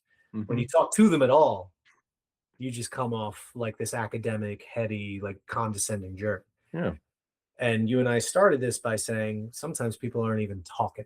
They're just debating their chess moves that are pre-prepared arguments, and you know, it is what it is. That's why I love the format that we do here, is because I don't want to talk. Did I tell you these are the topics that we're going to talk about? Never once. There was no prep. Because I want to connect with Joe. Yeah. And I don't want to connect with your bullet points. I don't want to connect with your campaign. I want to get to know Joe. And I appreciate that, because I think stumping is BS. Yeah. I can memorize a comedic monologue and make you laugh. I can sing musical theater. I can be as the song and dance man. Yeah. At what point is that the character, not the person? Right. And then to ride the pun, you get the character, but you don't get the character. Right. And you should be voting because, right, wrong, or indifferent, you think that person's character is going to work. Yep. Right. Rather than the space. And pay attention to what folks say about Trump. He's different. He's different when he's on the stump versus when he's in private. People always talk about how cool he is. Yeah. Oh, he's a nice guy. Blah, blah, blah, blah, blah. But then when he gets out there, he goes and he says whatever it is that he says, right? Yeah. I don't want to be different. So the thing is, like, which character is the real one? You know, like, yeah. You take a look at these files we keep talking about. We know what character. Yeah, we know who you are. You know who you are. You know that we know who you are. And God willing, you will either die in a federal prison, you will spend the rest of your life fearing one. Because I'll tell you what. I don't even my cares for Trump, how much mental space or mental energy I take on Trump is very little. I just don't care. Yeah. I care about that group of people that's acting as an umbrella, keeping us from our greatness. And those are the people. Those Yeah. are the people that are pulling the strings, who sent this monkey to us. Yeah. Well, and that's my big condemnation of some of the neoliberal model is like, listen, you might have not even wanted fascism to come around, but you might not have paved the way, but you granted it the permit, Sure. right? Like you allowed this to happen. You definitely had an arrow up saying this way. Yeah, yeah, yeah. No, it gets me aggravated, and it's like, when you have this group of people, we talk about impeachment, conviction, removal. We mean it. Mm-hmm. But we're not just, I don't want to stop at one man, Right. right? RICO charges, conspiracy, treason. I think if it applies. There's more than one person in RICO charges. Yeah. And you know what? If I lose my campaign, I'm still going to go to law school and become a lawyer. I'm coming for you. Yeah. Not you, not the listeners, but Sure. at the end of the day, we need a restoration of American law to something that's respectable and serves everybody. Mm-hmm. And then we need to actually apply it. I really would love to spend, I would love to spend my life doing something else. I'm prepared to spend the rest of my life focused on being the new Nuremberg guy. Mm-hmm. If that's what I got to do, is spend 20, 30 years just holding you all to task, Mm-hmm. that's the duty, right? Like that's what we got to do, right? Yeah. So it comes down from the highest echelon down to the lowest ICE agent. If you violated American law, you violated due process, you participated in concentration camps, you're done. And you know what? If you didn't, if you had a different level of culpability, you're released. Mm-hmm. And then you don't have the monkey on your back. Sorry about that. Have a good day. Right? And then when that happens, wouldn't it be cool to have a system that is going to help you not all the way fail? If we're strong, why is anyone failing? We're not that great if people are suffering. We're not that strong if we're not taking care of our people. And what good is being the king or the ruler of an area that's full of bums? Yeah. You're just the leader of a bunch of bums. Yeah. You want to have a fertile garden. Yeah. Right? You don't want to have an area that you've salted the earth the wrong way, you've scorched it, nothing's habitable, and any critter that wanders in is miserable and tries to get out as quick as possible. Yeah. Right? And even if you convince those critters, if I bootstrap, I'll grow a tall. No, it's an infertile ground. Right? I want a fertile American ground for everybody. Right. Right? I want everyone to be able to do something. And no, we're probably not all going to have mansions and be billionaires, but that's not the point. Right? But I want if that is your goal, not necessarily the billionaire part. Right. Let's just say it's a happy, healthy life. Right. Enough money to take your kids. The capability of being a billionaire is there. But again, I want the, how do I say this? Coming from where I came from, becoming a billionaire would be amazing. But I know what I would do with that leverage. Right. I know that I'm going to turn back around. I'm going to build schools. I'm going to do things like that.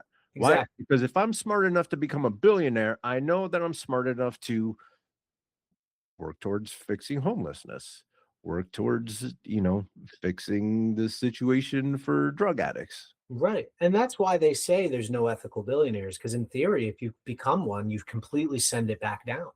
And then you become one again, you send it back down. You become one again, you send it back down. Yeah. Like I would love to see a level of healthy and happy living where everyone is financially sound enough that anything you'd really want out of being a billionaire, you basically have.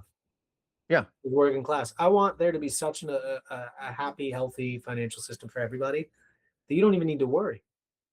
And let me tell you, there comes a time, I've never met this time, but there comes a time where you have enough money where you are very comfortable. And anything over that is just, you're just being gross. Yeah. Yeah. But if we can get our baseline up to the American baseline, the United States, because sorry, Canada, sorry, Mexico, sorry, Venezuela, but America. We're talking about us right now. If we can get the baseline of what is a United States citizen up, it would make a world of difference, and not just in the United States, but people would look at us and be like, yeah, okay, that makes sense. And in relation to what you had said earlier about the president saying, you know, we all have to take a pay cut for the global market. Let's imagine how much different the global market is now Yeah. with over 400 million people not destitute with a little bit of cash money. You know what? My daughter wants to do ballet lessons. I want to go to the movies. They're actually participating in the economy, but Even also bigger they're than paying that. off their debts. It's going to Even bigger change than the that. whole world. Even bigger than that, Joe. If you had an extra, say, $2,000 a month, what would you do? What would I do? Yeah. That is a little less than I make a month Yeah. right now. So if we doubled your salary, I would go to a doctor. I would get all my pre-screenings. yeah. Probably take my girl out to sushi or something. Yeah. And I'd go to my baby cousins and I'd buy them things they like or experiences. I'd pay off Stimulating all the my debts. economy. Okay. Right? I'd stimulate the local economy, pay off like some of my school debts, make a payment plan on that. I would definitely buy some lightsabers and a sword. You're right. Like I would go and I would support my local Would artists and you plays. would you maybe like after the initial shock of having doubled your salary, would you maybe go into start like a little gardening business? I would Maybe you can hire probably, a couple people? yeah, absolutely. I've been thinking of stuff like that a lot. I would probably even start community things that are just vocational, right? Yeah. Things that have no material wealth benefit to me because now I Yeah. can focus on that because my material needs are met. Yeah. One of my big policies that I've been play testing for 10 years and that I wrote in the original document is an idea for bringing permaculture into the mainstream. The idea of we're farming from a base of ecosystem rather than monoculture, which is like your stereotypical cornfields, Mm-hmm. Mm-hmm. right? Mm-hmm. We're going to work on putting gardeners in command of acres Mm-hmm. and having those acres serve communities and Yeah. streets. And the beautiful thing is, I'm not sure the size of the room you're in. I know the size of the room I'm in. I imagine we could probably feed an entire street out Mm-hmm. of just certain room sizes. Mm-hmm. These are things that can be inside Yeah. as well as outside. You Yep. know, with Zoran Mamdani's state-run grocery stores, if they started doing well and they put garden centers on top, Mm-hmm. right? You have permaculture coming into play, gardeners. You could eliminate food deserts like that because we grow enough food to feed people, and then there's the distribution to consider. But if all the power went out right now across the country, I want an America where no one's going to starve Mm-hmm. because that system would just maybe become word of mouth and cash. Mm-hmm. Because we lost the digital component and maybe we got to keep paper records and that sucks. We're going to find some errors when things come back. Not like we haven't done that before. Not like we haven't done that before. Right? So when it comes to that, yeah, if I had an extra double my salary, I would probably play test that even harder. Yeah. Cool. Let me help contribute to the community garden or to the community theater, to kids' education, right? Mm-hmm. I would fund those things. I would give back. Yeah. I don't need tremendously much. Now imagine going through a school system that teaches you how to start a business, how to do your taxes, how to cook, how to grow things, how to you know what I'm saying? Absolutely. And this is my pitch to everyone. We don't even like there would be history class, but it'd be more of a conversational thing where you go out and you do your history research and all that stuff. And as a collective, we do history together because history pisses people off. Yeah. Because no matter what it is that happens, someone is on the losing end of it. And, that's why we have these knuckleheads down in, I saw in Florida. I was in Florida in December. No, not December, November. And there was this huge, just gross flag of the Confederate flag. Huge. Yep. Like enough to cover a big part of my house. Yep. Yeah. I don't understand why that stuff happens, but that's the history component that can be, not that it would be an elective or anything, but we need to discuss that. We need to discuss But that because I guarantee if I flew around with a Wilhelm Tecumseh Sherman flag, yeah, it'd be my ass. yeah, It wouldn't even take them a second. If I'm flying underneath that Confederate flag, a Tecumseh Sherman battle flag, yeah, over for me. yeah, So it's selective history. yeah, exactly. Exactly. So we need to tap back into, because I remember in the 70s, it wasn't like this. Like you could have a Democrat and a Republican living right next door to each other. There was a modicum of respect, and they weren't so extremely Right. stuck to the edges. And we were very proud of being Americans. Very. Yeah. And we would, you know, bitch and complain to each other, but it never left the house. When I feel like in the growth of this country, the 60s were like when we were 13. Mm-hmm. Right? We're finding out, wow, there's some things that have been happening I'm not okay with. I'm coming into consciousness. I'm learning. Now we're like 20, and we got to cope with all this unprocessed trauma and unresolved things from this messy puberty period.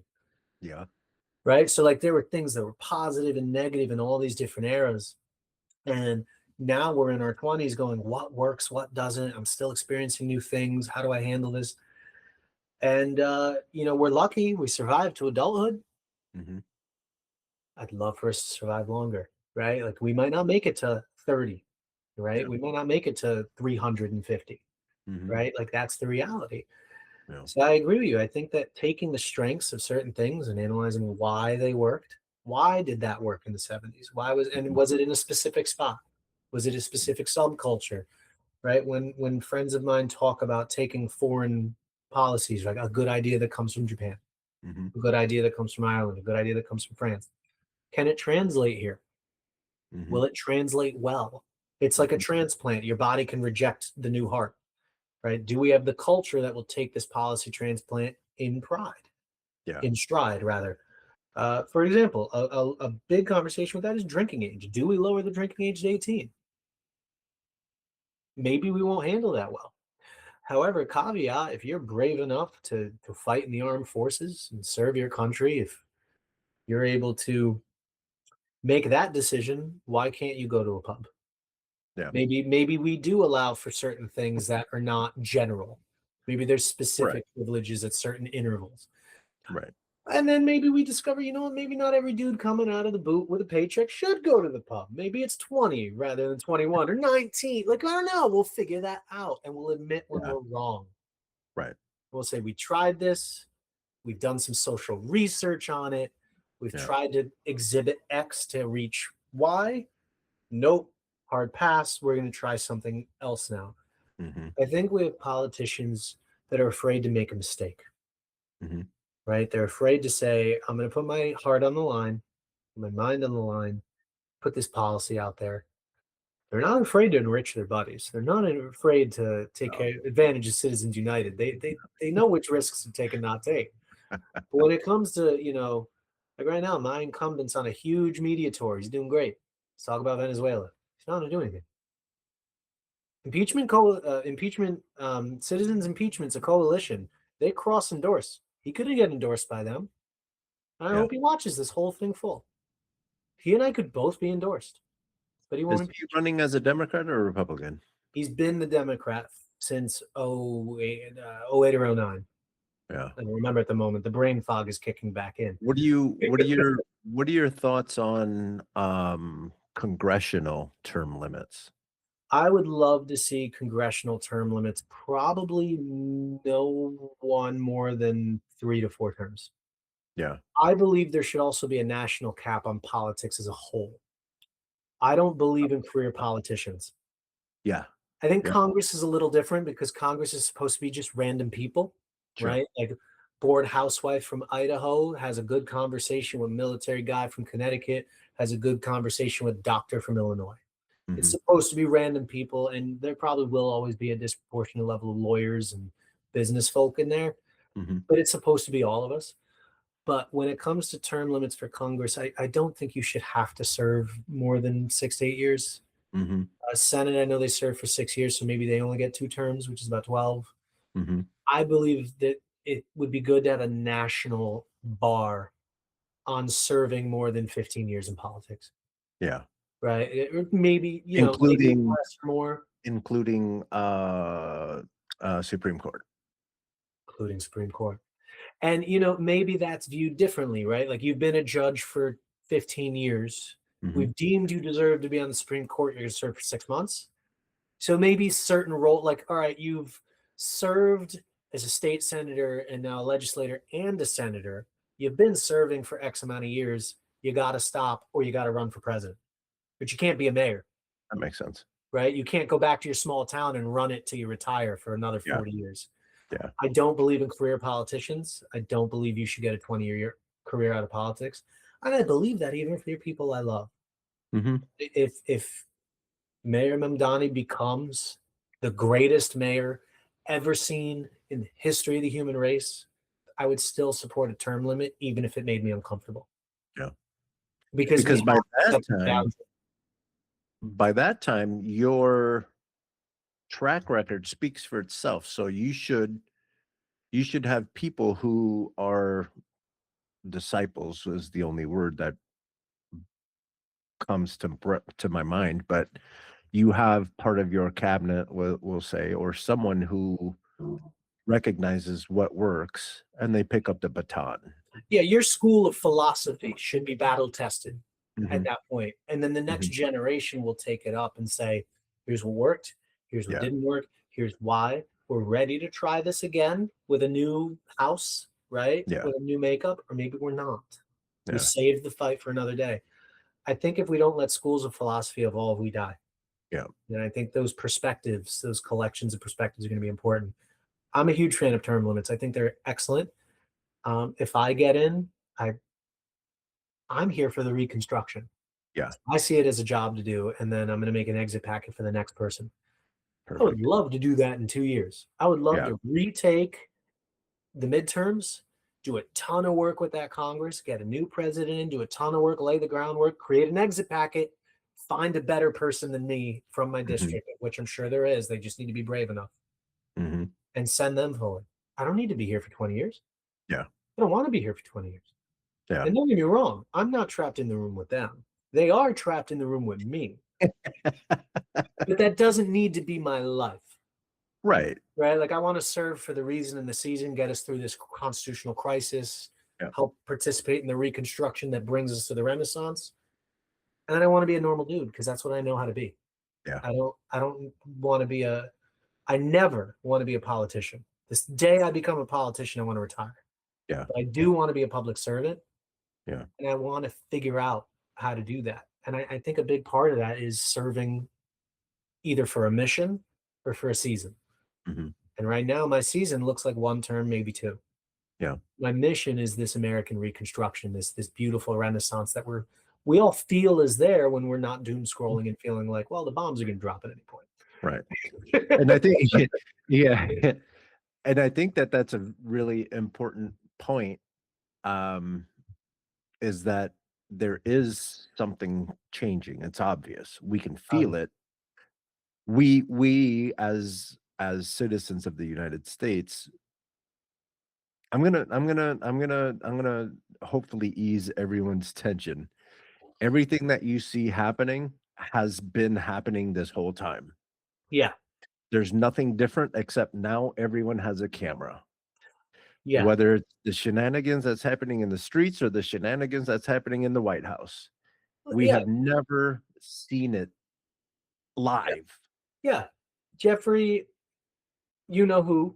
Mm-hmm. Figure you get censored too sometimes. Dude, this channel is an uphill climb. A brown guy talking politics to a bunch of left-leaning folks. It's uphill climb both ways. Fair enough. Well, the named subject of certain files right now. Yeah. He was arrested in 2008. I remember reading that. I remember reading that he was allowed to leave his jail cell to go and do up his business, whatever it was, and come back. We've always known. Yeah. But now we're entering this weird, almost WWE era Yep. where it's about the showmanship and the story and the mythology, but not the subject, right? Not the wrestling. Not insulting WWE. It's centered in Stanford. I just love to use their It's a thing. their theatricality is intriguing. Yeah. Right. So what we have is this opportunity to look at things and say, hey, these people are now out in the open and just performing what they already were as caricatures of themselves. Mm-hmm. And now we have to say, do we just fall for this and watch? And now with the play out? megaphone, with the megaphone that is social media, like you can go WWE as hard as you want. Yeah. We had Trump share a video of a jet pooping on us while we were in the streets protesting. Mm-hmm. Yep. There's nothing more WWE than that. There's nothing more than that. And the reality is it's fun to talk shit. Yeah. It's fun to be the heel sometimes. Yeah. I don't mind being the bad guy. People told me I was the bad guy sometimes when they were wrong. Yeah. You know what it's like to be bullied? But you also have But you don't need to be president. I don't need to be president. Do that shit You're on TV. right.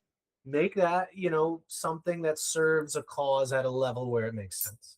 Yeah. When you're a president, your job is to be wise and calm. And when you're a leader of an executive, I would extend that too. If you're a mayor, right? If you're a governor, your job is to sit here and have the poised response. I love George Carlin. Yeah. Make him Speaker of the House if he were alive, but don't make him a mayor. Yeah. You know what I'm saying? So what we have here is the opportunity to recognize that everything is a trap. Everything can be gamified, and we have to be really honest with ourselves what role we're willing to play at which intervals and whether it will serve the good of the people we're trying to help. Right? And I think that when you have a sitting president sharing an AI video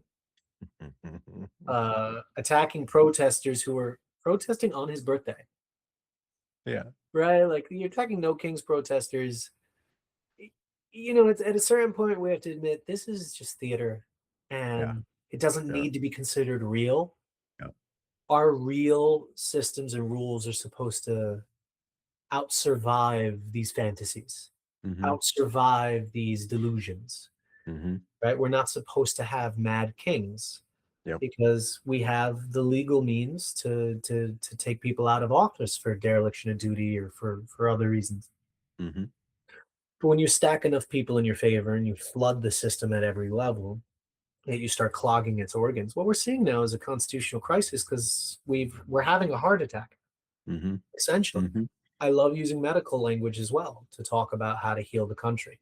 Yeah, and right now we're having a heart attack. We're clogged at every level, right? And there's also a healing modality, right? Yeah. One of them is impeachment. The other is just the social anthropology of, for the next 2 generations, just having to deal with the fact that this is a hit we had to take. This is a part of our history. And one of the good things about this presidency is that it's a load test. We see where it's leaking. Now we know that, and this goes back to when Mitch McConnell first started spilling the beans on his game plan. Yeah.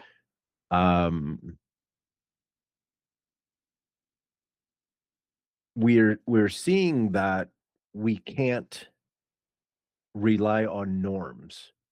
Now we know we have to get things written down. And an autistic individual would have told you that, right? Norms change, fads change, bring back those low cut jeans, like see how that works, right? Like, and sometimes things boomerang around. Being a Nazi is somehow fashionable again. Should never be, right? That behavior here in the United States, it's not even offensive anymore. Straight up hurts my feelings. It makes me grieve. Yeah. It hurts my feelings, and not even in that, like, I'm not that much of an emotional person. Like, I'm quick to get angry and all that stuff too. Yeah.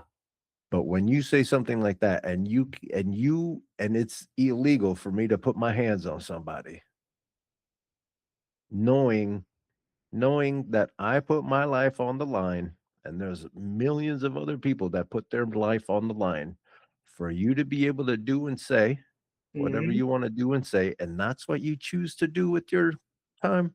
Yep. That's the thing. And the hypocrisy of it, right? Because even the ones who will say, no, it's illegal, you can't hit him.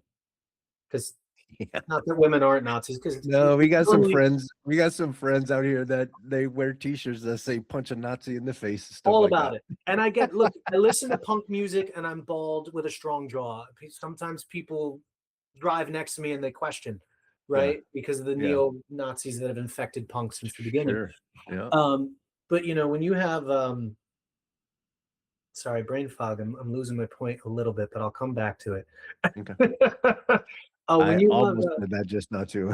I got it back. Got it back. I had a lot of friends because of my time serving vets who served in Vietnam. They were like, listen, we thought we were going to come back like our fathers. And we came back and got spat on. When you have the same people who will do that, who will say, well, imperialism, spitting. And it's like, I'm just a broke boy who wanted to take care of my brother, or you know, like be strong. Like I got involved in a thing bigger than me and I didn't know what to do. Yeah. The same people who spit on the Vietnam vets are the same people who say, oh man, rest in peace, Henry Kissinger. What a great statesman. And those will be the same. Those are the same people that say no abortion because that's murder. And that's what'll happen is you'll have these businesses of like, you're blaming the wrong person. Yeah. The thing you think is the crime, and then the person doing the crime, you're letting off scot-free. Yeah. Right. And that's the reality is if he did not win this presidency this second time, he was very aware that our load test was going to win. Legally, the legal system's slow and cumbersome, and it doesn't always work, and it's not always fair or just. Every lawyer alive will tell you there's some broken stuff they'd love to fix. And it's our duty to fix it. But the load test was working. We were going to nail him. And he knew it. I mean, special counsel Jack Smith. I'm very brain foggy right now from the post. Jack Smith is. Thank you. He even said, he was like, we had him. He absolutely pushed forward for Jan 6. He's culpable. Right now, there's no reason it couldn't be a prima facie case of obstruction of justice and treason for January 6th alone, and that's not even bringing up the files. Yeah. It's not even bringing up all the other crimes, the bribery, the extortion, potentially murder if he gave Pete the extrajudicial order. If that order came from, we don't even have to go that far. Just look at him. Track the string that goes from him to Jeffrey Epstein. Exactly. Track that string. If he didn't do it, he probably knows who did. Exactly. You know, there's a difference between, I've been at a party this dude was at.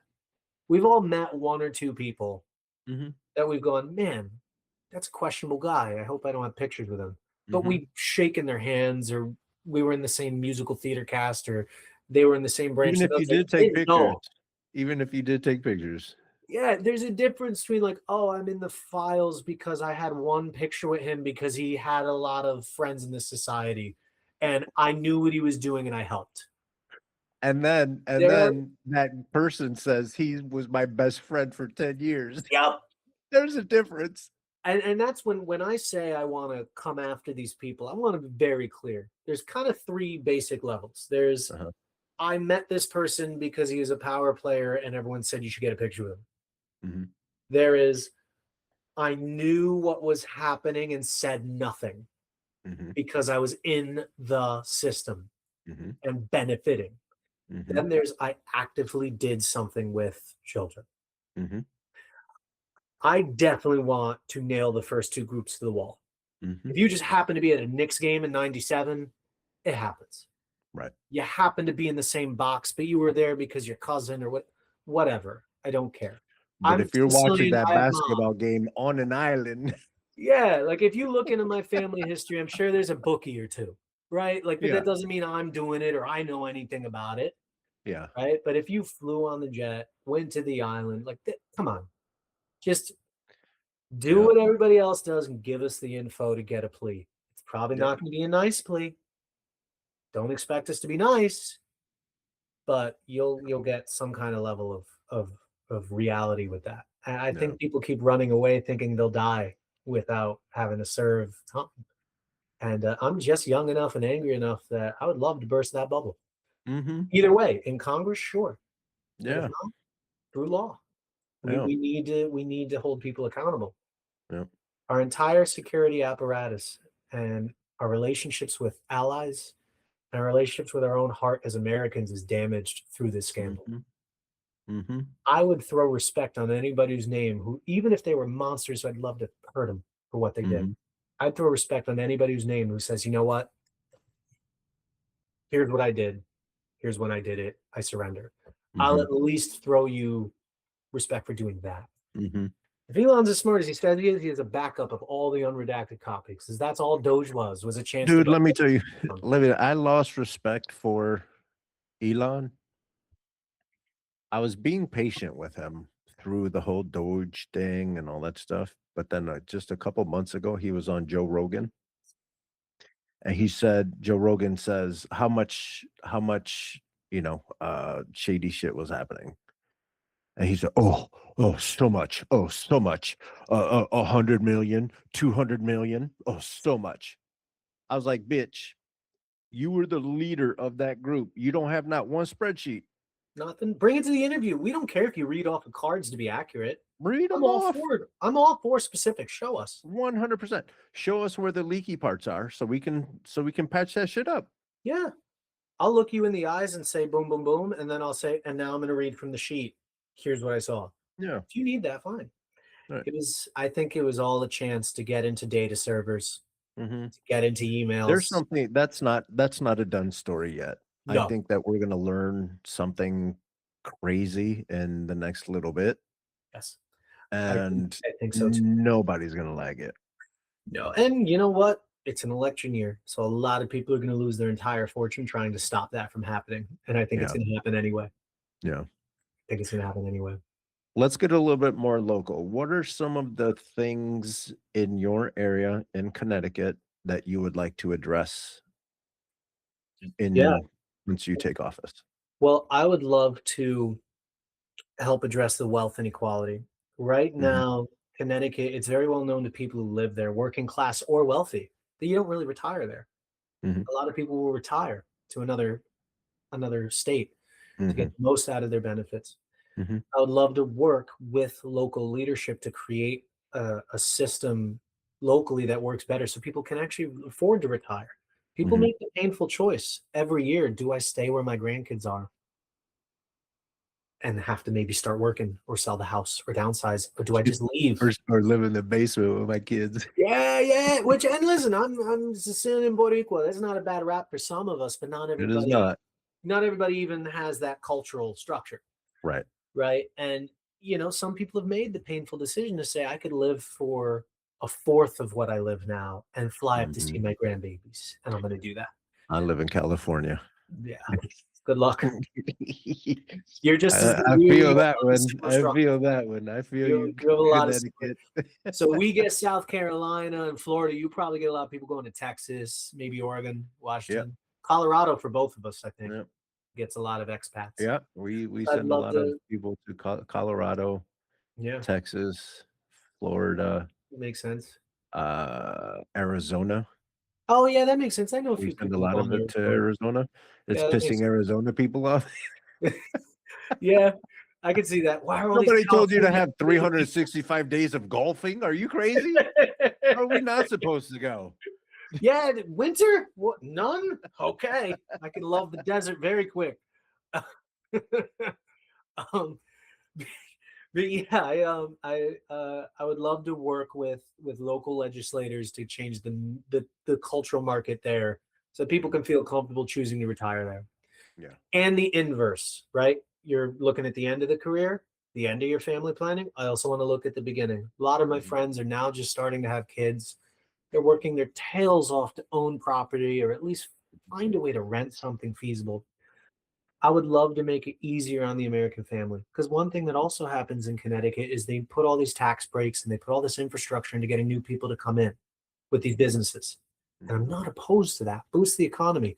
But then when those people are ready to start family of their own, sometimes they leave the district or they leave the state, right? And, they understand they don't get the best deal staying here and living here, right? Like, you're not going to live in Manhattan and then see that Queens is a third of the price or half the price and not think about it to raise your family. Yeah, exactly. And a lot of the things you see in New York or in California, you know, this affordability crisis is everywhere. You're seeing it now in Orlando. I have friends who moved to Orlando and they're living 45 minutes outside of the city because that's where they can afford to live. I would love to do things where, you know, when you're starting your family planning, you can afford to say, you know what, I grew up here. I'm going to live in the same town as mom and dad. Maybe I don't live in North Stamford, but I'm going to be able to live on Hope Street, right? I'm not going to have to move to Naugatuck, Connecticut. Not that there's anything wrong with that, right? I'm not going to have to move to Stratford. Not that there's anything wrong with that. But I just said that both those two towns are in different districts in Connecticut. So you're talking about from a congressional level moving out of district, but to the average person living in Connecticut, these are illusory lines. Their congressional district doesn't matter. What matters is that they can live. Right. So I would want to work not just with my district, but with the neighboring district on this end, statewide. I want people to have a better ability to start an affordable family and be secure. And when they're older, to be able to choose where they want to retire. Even if you choose you don't want to retire in Connecticut, I want it to be a marketable package. I want it to be an option to you. And the second thing I would love to do, and this gets a little more technical, and I'll admit to you, I don't, with the brain fog and the lack of spreadsheets, I can't back up some of my assertions. But a lot of my friends, not like it doesn't stop everybody from just sharing facts. all your audience members are like, well, I liked him for 2 hours and 10 minutes. Now I'm done. Here we go. Here he is, another bullshitter.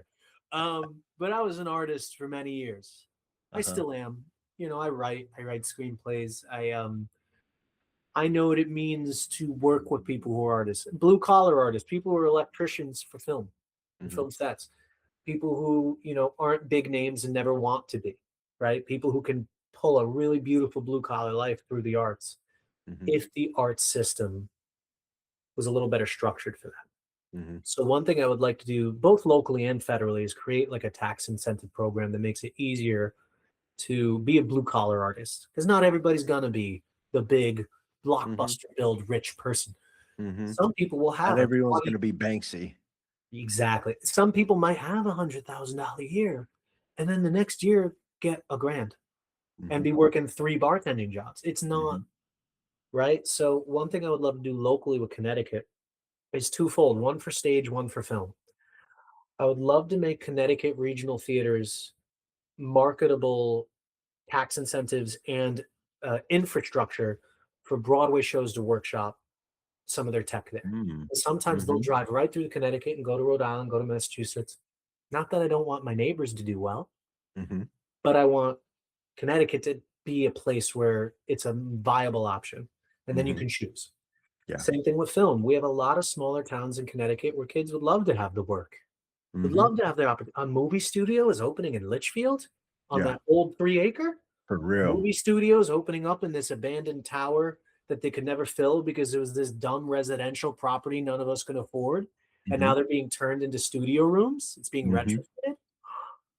I would love to create facilities so that films can come here. Share that market with New York, with Boston, with Providence, right? For film and for stage. And part of that it works. Look at Atlanta.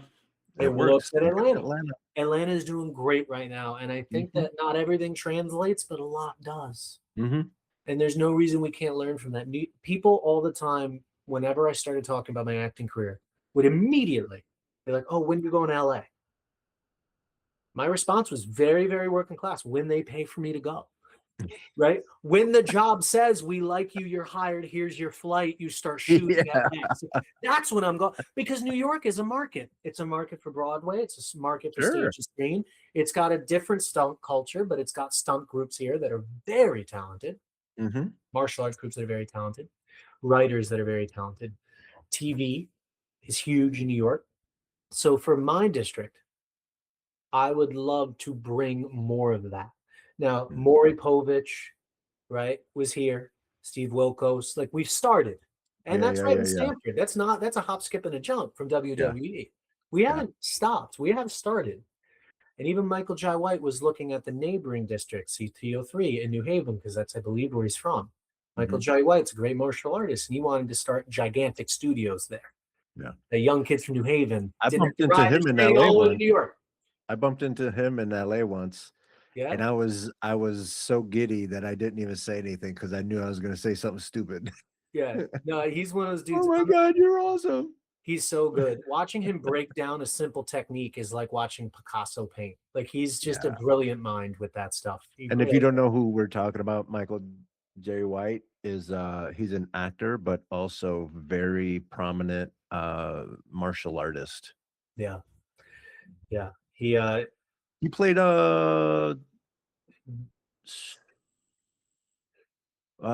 Spawn. He was Spawn. He was in Spawn. He was in Blood and Bone. Some people might know him from Black Dynamite. He's been in a lot of different movies. He's been at the top of the game for a while. He's a bad mofo. Yeah, and he's been that dude that dies, because if you don't know anything about the stunt world, the more talented warrior typically is the henchman who dies. Keanu Reeves is a very talented martial artist, exceedingly talented. He will always be killing people in John Wick who are better than him. That's the safety net, is that like the ninjas who are going down, circus performers or judoka are people who know what they're doing, and can make you look good if you mess up, because it's a lot on that actor to do that. But for a local level, just to wrap some of the joyful non sequiturs that I've taken you on up, I want to make it easier for people to create families and live well. I want it to be easier for you to, as a part of that, live next to mom and dad if you're from there. So not just if you move there, but like my mom lives in Stamford. I moved in with her to run for Congress. I can't afford to live in the town my mother's in. Again, shout out moms. Yeah, love my mom. She does a lot of hard work. She just made some cookies, but she just made some Christmas cookies. I gotta go back to the gym, right? But yeah, I want it to be easier for people to start their family. I want it to be easier for people to live next to their family, and then I want people to be able to retire competitively. And then the third thing, which is hyper specific to my experience locally, I've worked with Curtain Call, which is a local theater. There's a lot of talent locally. I want to bring blue collar working jobs and facilities through law, through tax incentives, through infrastructure to every level of Connecticut. I think that they're sitting on billions and billions of dollars of revenue.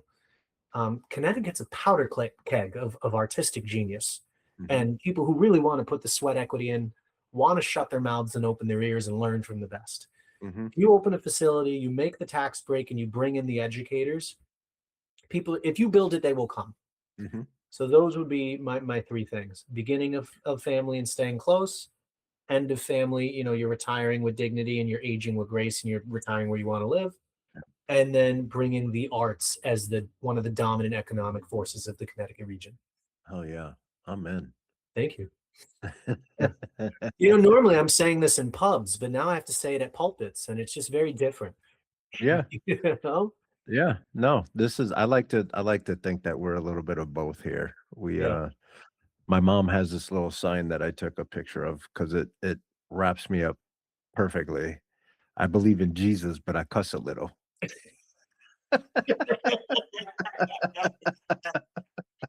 Oh, that's good. That is a good one. Yeah. I like that one. Well, Jesus definitely hung out with people who were cussing in Aramaic. That's what I'm saying. That's what I'm saying. Everyone keeps trying to paint this man as this thing that he just wasn't. Like he was a normal, everyday, probably liberal, probably a pothead, probably. Yeah. He was anti-establishment. Yeah, and he threw hands once. Famous story. Very famous story. If you did something transgressional in a way that was sacrilege, he was willing to defend. He was willing to defend. He grabbed that whip. So I didn't realize that. What's the story where he went up in someone's head? Oh, so a little backstory too for those who are not of this faith, right? King Herod killed all the babies allegedly in this region. So in theory, Jesus would be the only person his age in this whole country. People, I think, 2 or 3 years older than him and maybe 2 or 3 years younger than him. But there's like a 4 or 5 year, 3-year block where there's just no children his age. So from the gate, his birth is marked by violence and exclusivity. and he chose to be this peaceful being. Mm-hmm. All of his friends are older or younger than him. And one day he's walking into one of the temples, and it had been set up as a marketplace.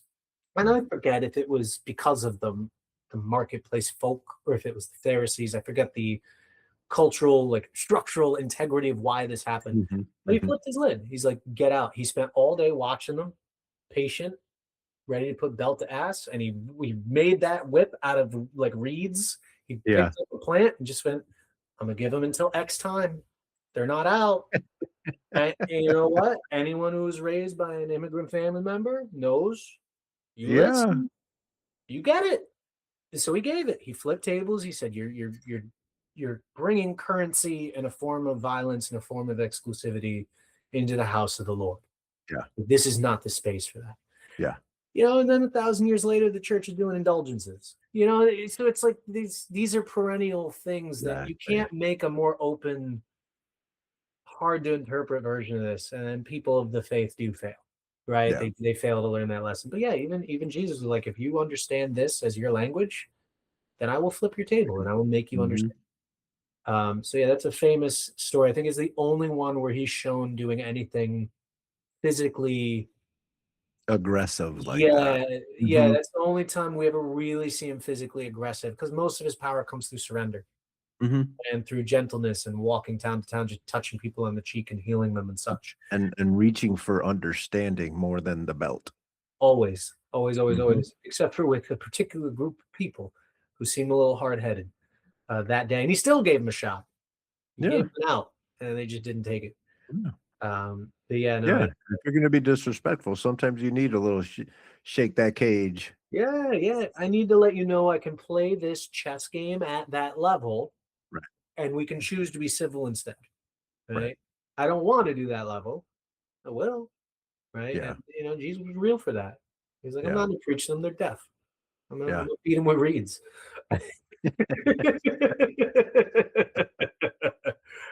You know, man, shout out Jesus. yeah, that's the thing with faith is, you know, whatever your faith is or wherever you're from, you really need to be honest about that mythology. You need to be honest about, okay, is a system of power teaching this faith to me? And then the final thing is, what is my personal relationship to it?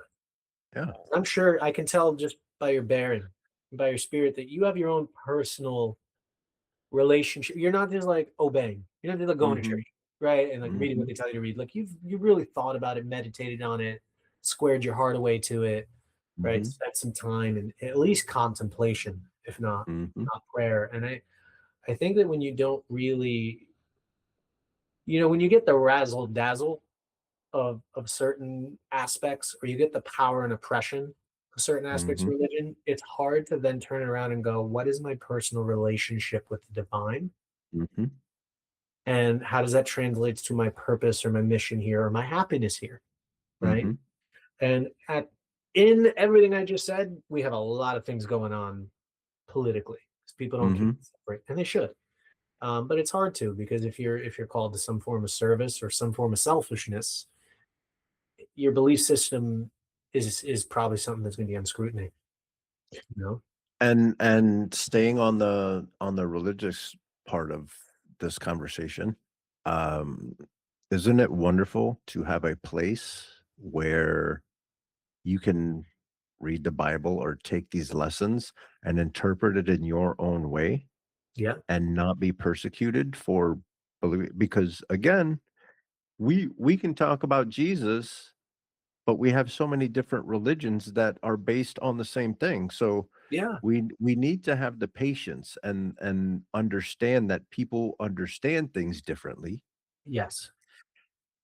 To the point where we can agree that there was a Jesus, but everyone fights about the stories that we're reading. And we're reading the same exact words. Well, yeah, and it's come out a lot this year where people are like, you do realize that Jesus was a brown-skinned Palestinian socialist. And then other people are like, no, he was a white Republican. And it's like, okay, you want to see yourself in your right, but like this, you're not praying to, you know, Zeus or Hecate or someone that does not seem rooted in physical time. Right. The entire point of Jesus, which what makes him so complicated for people, is in theory, whether he's a normal man or whatever, this is a being that comes from eternity into time, bringing divinity with him. Mm-hmm. The problem with Christianity, and I will say the problem, and I know that sounds hostile, but I grew up this way, so like Sure. I see it that way. Christianity is so rooted in history, it sometimes forget its divinity. Mm-hmm. But then the power of that is we're also recognizing we've had people do science based on the stars to figure out he was actually born in August. Like we're relatively certain this guy named Yeshua Mm-hmm. existed at this point in time and likely was crucified. We know there are literal kind of words to that. There's historical proofs of that. The nature of him, right, theologically or whatnot, is pretty rooted still in that history of that reality of you're talking not about some myth or timeless deity. You're talking about a being, right? Bruce Lee was real. You know, the Holocaust happened. These events in time were real. And we're talking about a real being. Now, some people say maybe he's just a mythology of our ideal self. To them, I say that's an awesome thing. And if that gets you there, if that gets you feeling connected to the divine, then it's not wrong. Right. If that gets you walking away that is sacred to you, then I think that's powerful. I know a lot of people who found their belief systems because they studied botany and they studied the natural world and they went, there's something to this. Or because they've watched Star Wars or Lord of the Rings. And they've been like, I believe in this gentle spiritual thing. Right? I would say I identify a lot as a mystic. I believe in this gentle thing that is beyond just the text. Yeah. You know, and Jesus never got stuck in the minutia was one of the things that I've through all my readings and all my research that I've done. He doesn't get stuck in it, right? Yeah. Oh, hey Jesus, what about if you're in Rome and they ask you to pay taxes? When in Rome, do as the Romans do. Well, that's what I'm saying. He said, you know what, come to me and be healed. He didn't say get your mind right and then get back seriously. to me. Yeah. You know, and I think It's if not there's that hard. You're turning people away from God. All of your rules, all of your all this human man-made stuff, we're turning people away from God. Yeah, and I think, you know, the reason this is also important as we discuss this with like this interview is that we say separation of church and state, which is under threat, right? It is factually under threat, and we know this. But it's also personal, right? Like if I allow my private belief system to negatively impact how I treat other people, right? So what you have now is a lot of Christians who are being exclusionary, and then they're trying to write policy that is almost directly tethered not to the Christianity, but to the exclusionary. Right? You're trying to dictate what was said when and why, instead of recognizing you have a duty to serve, right? Like, you know, and it has to get done. So right now what we're having is this psychological effect where people are bringing into policymaking decisions things that really have no right to be there. Yeah. Right? If you have a portion of your faith that says, you know, you're not allowed to do X, and you take up that promise, that's a promise for you. That's your relationship to your divine. If you also take up an oath of office, it's your job to do your freaking job, not tell everybody else that the law now has to reflect your private promise to your deity. No, I don't have to do that. We don't need to be an anything nation. We need to be a nation. Yeah. And pay attention to what they say in the Bible. It says, do what you need to do here on earth. But don't worry about what's happening on earth, because after this, it don't matter. You go to heaven. Like, and that's part of the situation. I remember attending a brilliant lecture that talked about Calvinism, like this very like not just like the Puritans, but like a little more hardcore, right? These philosophic and religious ideologies that first came to America because they were extreme in their own right. And then as time went on, even if the faith died out secularly, the school of thought remained. And so he went on about how Calvinism, philosophic Calvinism, kind of went on to create modern American jurisprudence and business law and banking. And it was a kind of a colder, joyless, right? There's no divine mother. There's no like, come to me and be healed. It was a very, strict, stern way of doing things. So even now in secular life, you take religion entirely out of the conversation, it's found a way to be in the conversation. Right? One of my favorite things that I remember someone commenting on TikTok about Zoran Mamdani is that he was the second coming of Christ. They were like, which is extreme, but they were saying that as a joke because they were saying, listen, here's a dude who's not even practicing your faith, even though we're all kind of like Muslims, Jews, and Christians, technically, in a broadest sense of the word, are a part of the same faith. We're part of the same like Judeo, like, Abrahamic thought structure. Right. But we have different schools of thought, different ways to walk, just like martial arts, just like politics, and that's cool. And the more we interact with each other, the more beautiful that can be. So here is this man who does not identify to your faith, who's living it better than you. How do you deal with that? You do have to deal with it. You can't run. You can't hide. It comes back to what you and I were talking earlier about, like, looking in the mirror and changing your idea. You're being a person who changes their mind when presented with new information. Being a martial artist, being a swordsman. If someone says, this is what I believe in, and then they just never do it. Right. And we at least got to say, you don't believe in that, brother. That's not your way. Yeah, you're not walking that way. You're not walking that way. And then even worse, like, you're not even willing to do it. Why are you going to put the pressure on me? Yeah. And I've seen a couple people in my district get angry that he was sworn in on a Quran. Yeah. And I was like, but why? If I'm a Taoist, I should be sworn in on a Tao Te Ching, or technically Lao Tzu called that the dregs of wisdom. So maybe we should just face the wind or something. I don't know.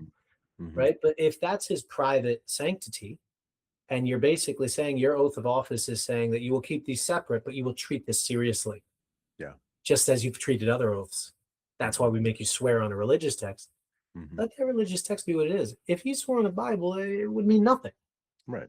Unless he, basically based on his personality, I bet you he would hunt for a passage that was meaningful and still try because he cares. Yeah. You know what I mean? Like, I'm sure he would try and work with it, which wouldn't be fair to him.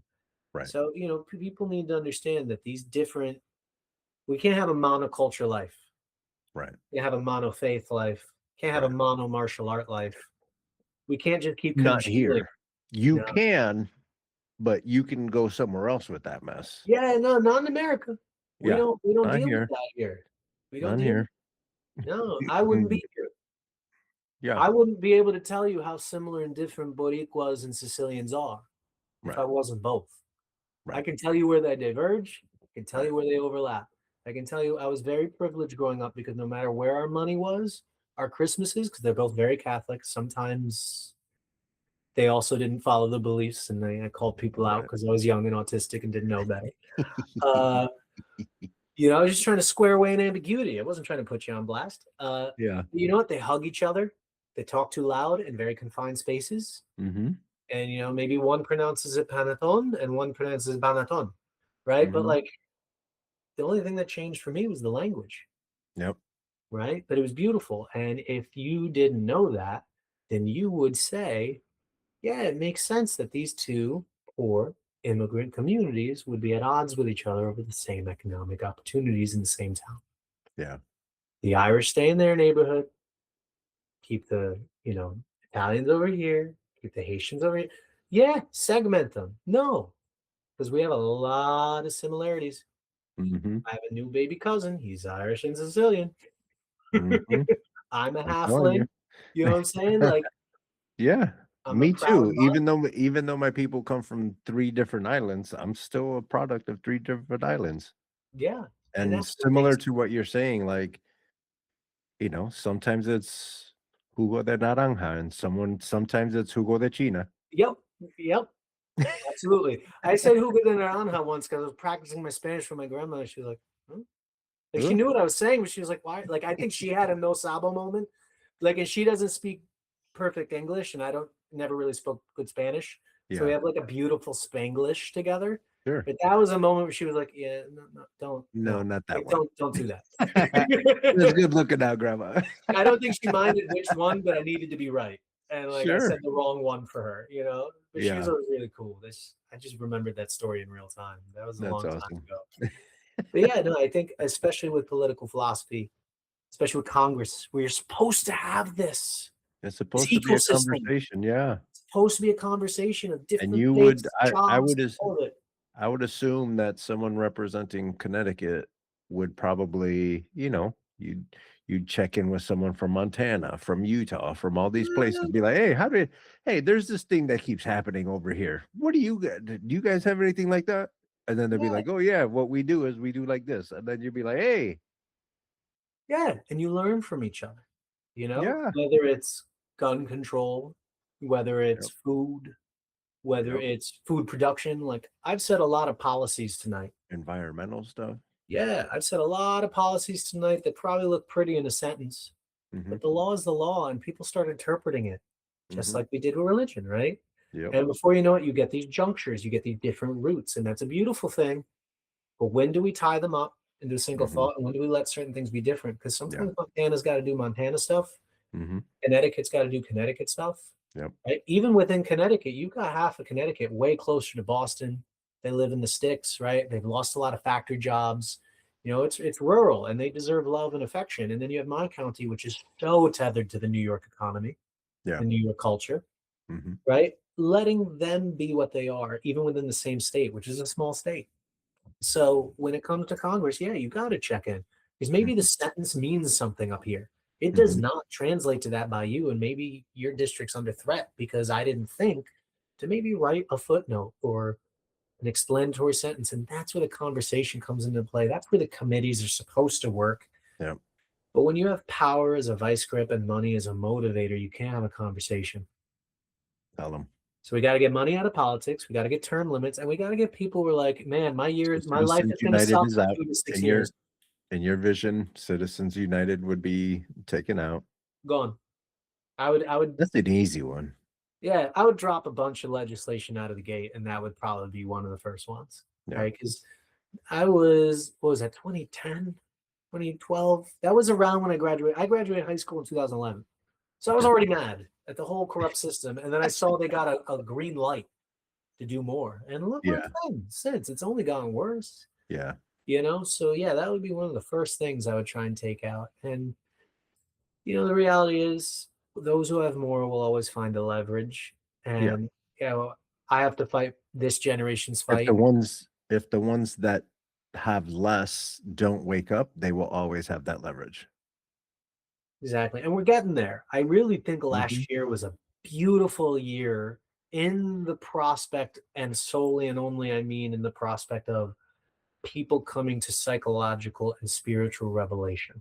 Mhm. I can talk right now about things that if I said it in December 24, January 25, they'd be like, "What are you, crazy?" People are still, we're coming to a mass collection. We're coming Yeah. to a mass awakening, and it's slower. And some people have been saying the same thing since the 1900s or the 1800s, right? But now Yeah. some people are saying, you know what? I see it. I get it. I'm in for the ride. Go team, mutual aid, grassroots, like hold people to task. If we don't like them, get them out immediately. Yep. Even me, like I'm running for Congress. If I get in and I suck, why should I finish a term? If I do something so egregious, Mhm. right? So either dishonorable or ineffective, I really believe in bringing people out Yeah. ASAP if they're not good, and changing things where it's not good. Restore the Yeah. Constitution to what it was meant to be, Mhm. enhance it beyond the limitations of its day, and don't revere these people that weren't perfect. These framers, they were dudes. They understood power, they understood language, they understood law, Right. and they manipulated it to their advantage. And they And didn't. they gave us a good starting point. It. I Yeah, can't I can't say that it was the perfect starting point. So everyone's like, they're slave owner. Yeah, I yeah, understand. yeah. But that document has lasted 250 years. Yeah. And now that we have, now that we have, it's not even one person, but a group of people that have bastardized it, and Yeah. they've translated it exactly like it's kind of like televangelism, Yeah. Very right? different. Yeah, absolutely. It's that you had Yeah. this document that started, and we're supposed to build off of it. But now we have these televangelists that are saying, "Hey, look, blah, blah, blah, fireworks and all this stuff," Yeah. and you're like, "What are you doing?"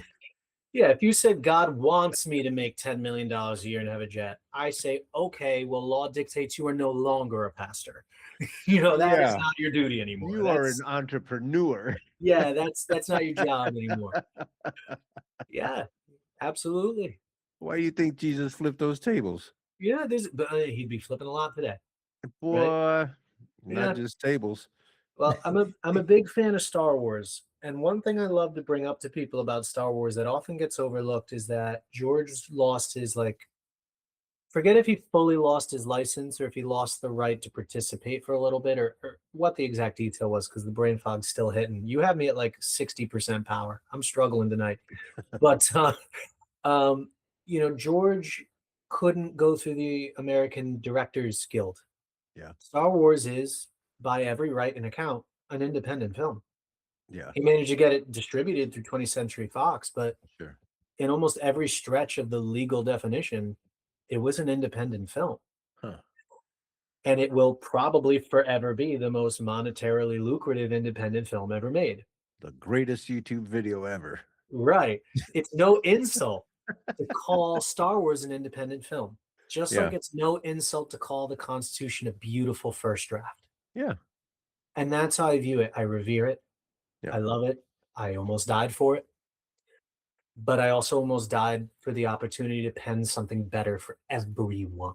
yeah. The Constitution also has multiple clauses that protect slavery, multiple Mhm, clauses that don't grant everybody rights. I mhm. mean, hell, when they signed it, I don't even think they had fully paid their veterans of the Revolutionary War yet. Damn. So there's a lot wrong with it too. And Sure. just like, I love every member of my family. But if they have a cancer, I don't say, no, you don't. Because you know what I mean? Saying like, if Yeah. I love you, I'm also going to be like, hey, let's go get that checked out, Right. biopsy it. If it's a But problem, what let's can move we do to forward. make the situation better? Yeah, maybe we need chemo. Maybe we Yeah. need surgery. Maybe we can use holistic means. I don't know, but we should go treat it. Yeah. I think the Constitution needs some treatment. And I think that's essentially the whole point of a legislative society is, hey, here's the start. We're going to have these philosophic divides. We're going to create a fountain of American law out of this foundational document. Yeah. This one little guy is going to be the spring, the mountain spring that sends all the water through the entire ecosystem. Mm-hmm. All of this life is going to come from this legal spring. Yeah. So if there's poison in that one spring, then yeah, you and I can spend all day irrigating these little rivers. Mm-hmm. We do got to fix a couple things in the spring, and it's no desanctification to say we got to do that. Yeah. Fix it all. Sure. That also means fix it all, which is the little as much as the big, the Constitution as much as every other aspect of American law. Yep. And I think that's the job of Congress right now in a constitutional crisis. I just got out of Constitutional Law 1 in law school, and in a week or two, I'm going into Constitutional Law 2. I'm sure one day a professor's going to be like, let me watch this. And they're going to hear me wax poetic about the Constitution, but not bring up specific clauses and notation. They'll be like, taught you better, right? But, but there's a lot right with it. We're wrong with it, right and wrong with it. And, I don't want to teach. I want people to know that. People know that. Yeah. You feel it in your life. Yeah. And that's where we're going, whether we like it or not. We fix it or we don't. We live or we die. Yeah. And we do it together. Live and die as a team. Honestly, could have been a campaign slogan, but I felt like I'd be stealing military jargon. But we really have no choice to be a team or not. Yeah. And then that's how it's going. Yeah. Whether you like it or not, we're in it together. We're in it together. I would love to see families back at the dinner table together. Would love to see that healing, but that's going to be scary, vulnerable work. Therapists are probably going to love that, right? As they should. Yeah. They're probably going to hate it because they're already burnt out and no one has access to mental health care in this country. So we got a lot of things. Everywhere you look, there's something else we got to fix. And I think you need a younger generation who will say that. Yep. I think you need a I younger will generation. admit it. Yeah. And I'm going to be the first one to be like, man, I don't know. Yeah. I don't know. That's not my expertise. I don't know. I should go and acquire the knowledge. Yep. I should listen to people who know more. Yep. I can't tell you a single thing about what it feels like. It's like that scene from Good Will Hunting, where he's like, you read a lot in books, but have you smelled the Sistine Chapel? Exactly. Like, if I sat here right now and memorized every little thing about an M16, I never fired one. Never fired one under fire. It's a very different thing. So with Congress, it's really cool when you get the tracers, just for the record. Tracers are really cool. I bet. Oh, I bet. It's like, oh wow, maybe I am missing. But I think with Congress, what happens too much is with any politician, I think this is a risk. But what happens in Congress is they get kind of in the ivory tower. They get into the theory. They get into the book. But then they're not living, right? Yeah, they're not really bringing that lived experience. So if I don't have it, I'm going to tell you I don't have it. I'm going to hunt for the mentor, and I'll go to my constituents. If I don't know anything about guns and gun control, I should talk to veterans if I'm going to legislate. I should talk to the NRA. Maybe not foreign funded. But you get where I'm going. I would first tap back into your constituents who have those that have and that's the thing. These open houses and stuff. It being able to I'm going to steal from C4 right now because you gotta break bread.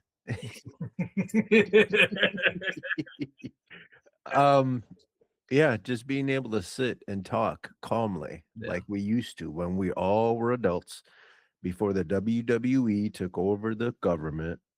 We used to sit and talk and learn and research you know what I mean? Now it just seems like we take pride in being to bite off of you, to be foggy brained and just walking through life, and people are like, no, here's what you need, here's what you need, here's what you need. And that's the other thing is the entitlement swings heavily in both directions. I mean, I swear I haven't started fundraising yet. I announced in July. Yeah. I have not fundraised. Outside of a couple of donations from the Courage candidates, I have not deliberately fundraised because I know that road is coming. And I swear if I get one more chip in email from Democrats, because what happens is the entitlement swings both ways, where the people are constantly going to rip down the politician, sometimes not in the way that the politician deserves to be ripped down. And then the politician's always entitled to like, well, I need more money from you. I need more of this. So both are extracting in this sort of conflicting relationship. But it's not supposed to be a relationship of top down. Well, I'm going to tell you what I'm doing and then I'm going to go there and do it. It's supposed to be a relationship of, listen, I might have ideas, sure. But if all I do for like 80% of my time is slingshot the good ideas from voters in my district forward onto the floor, I've done my job. Leadership is not supposed to be top down, shut up and listen. It's supposed to be this communal engagement, right? Like the old villages with the wise mother under a tree, right? It's supposed to be. And I think town halls are where future bills are written. And I think definitely start there. They should start there. They should start there. And I think too often town halls are, here's why you should get off my back. Yeah. Here's what I've already done for you. Vote for me again. Give me money. Okay. Thanks for your service. Now we're still wrestling with the same alligator. Yeah, there's a reason we do want to rip you down a little. Yeah. And here's the structural reason for that. So, I do think that town halls are the place to workshop that policy. And I do think that leadership also, good leadership comes from creating new leaders. Yeah. I should not be afraid of creating the new people that will replace me. I should welcome that, right? I'm going to quote Star Wars again. Master Yoda said, we are what they grow beyond, right? If I'm a really good leader, I'm going to become obsolete at some point. Mm-hmm. My hope is relatively soon. I want to be good at my job. I want to be efficient. Yeah. You know, like I want to be able to help us get through this Pave crisis. the way. Yep. Yeah. So I'm hopeful that that is the kind of leadership I'll exemplify. I know my district is ready to respond to that. Yep. They just haven't had it. Yeah. And I think they know it when they see it. Right? Yeah. I do. I think you can't really bullshit my district very easily.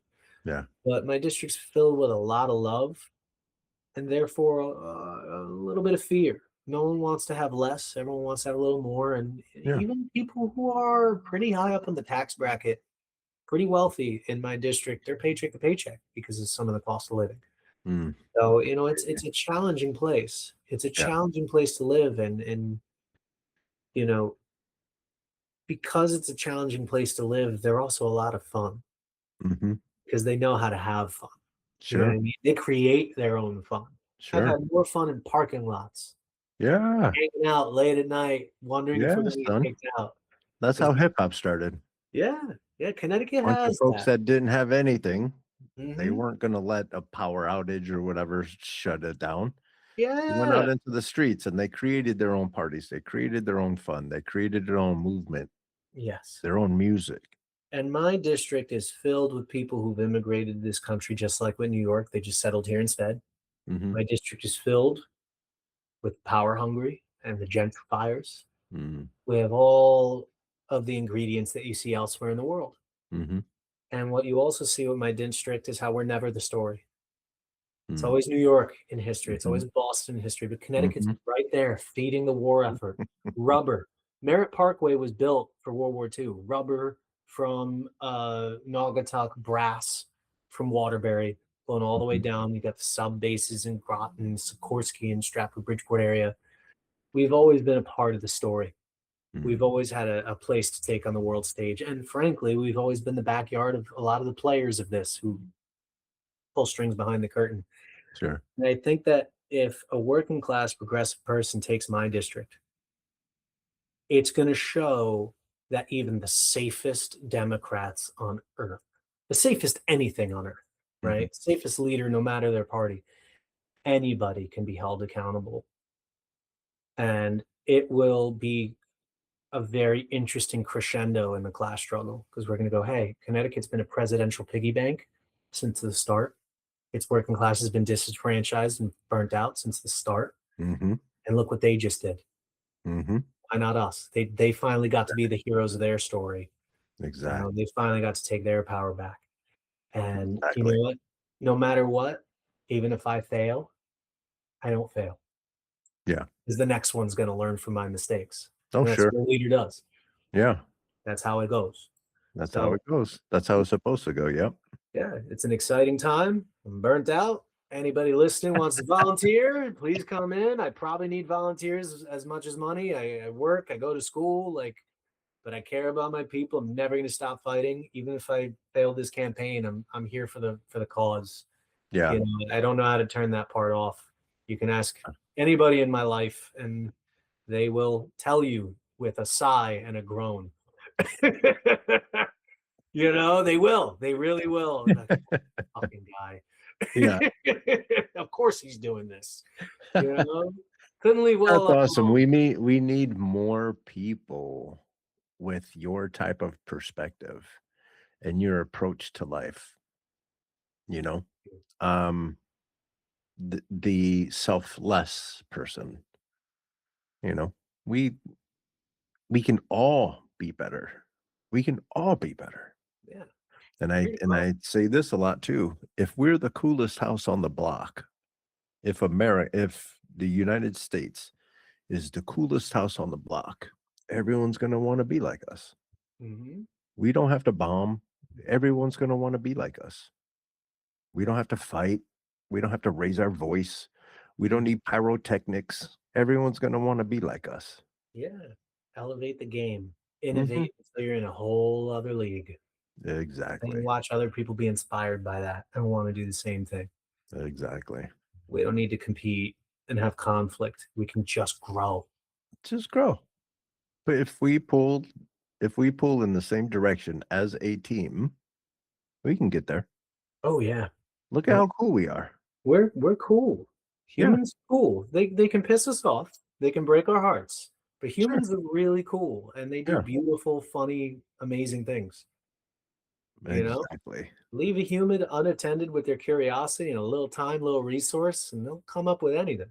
Look at where we are now. We're sending magic through the air. Yeah, you and I are telepathically communicating from 3,000 miles away in different time zones. I'm in your future, right? Like the sun is higher or lower for me, you know, like I mean, it's I'll be right next to you in about 2 hours, 3 hours. yeah, No, right? you're Yeah, East yeah. Coast, 3 hours. I whisper these what is it from like Dune, the mirages, the melange, the dust, the sand, the spice. Man, I'm brain foggy. Yeah. You will be the coconut justice. You will accept yourself and you will do the task. But that's what humans can do. And we can uplift each other. Right? We can use that power to uplift each other. Yeah. You know? And with that, Joseph Perez-Caputo. That is I. Sir, let everyone know where they can find you, follow up with you, find you on the internet. Thank you. So I have a Facebook, Instagram, TikTok, and a website, CCE, which is creating community everywhere. The Instagram, TikTok is the ballot of JPC for Congress. Any one thing you find me at will have a hyperlink that takes you to everything else, as well as resources, because it's not just about me. It'll take you to Zoran's mayoral page. It'll take you to Harvard Law School and Cornell, I believe Cornell's legal pages, so you can do your own research. It'll take you to 5051 citizens impeachment, and you'll probably find me laughing or singing or screaming or crying out there in the streets with you as well, because I'm trying to go to all the different protests and do my town halls and be with you when I'm not hitting the books in school. Yeah. I want to be more active in the protests and being out there a little bit more too. Yeah. It's been rewarding because you feel less alone. You really feel like you're part of something, and it takes some of that gloom and doom away. But you still got to manage your own life. And as a law student, sometimes I'm not going to as many protests as I'd like to go to because I have to hit the books. Yeah. No, we'd rather you hit the books. Yeah. We need more folks like you in Congress. All right, buddy.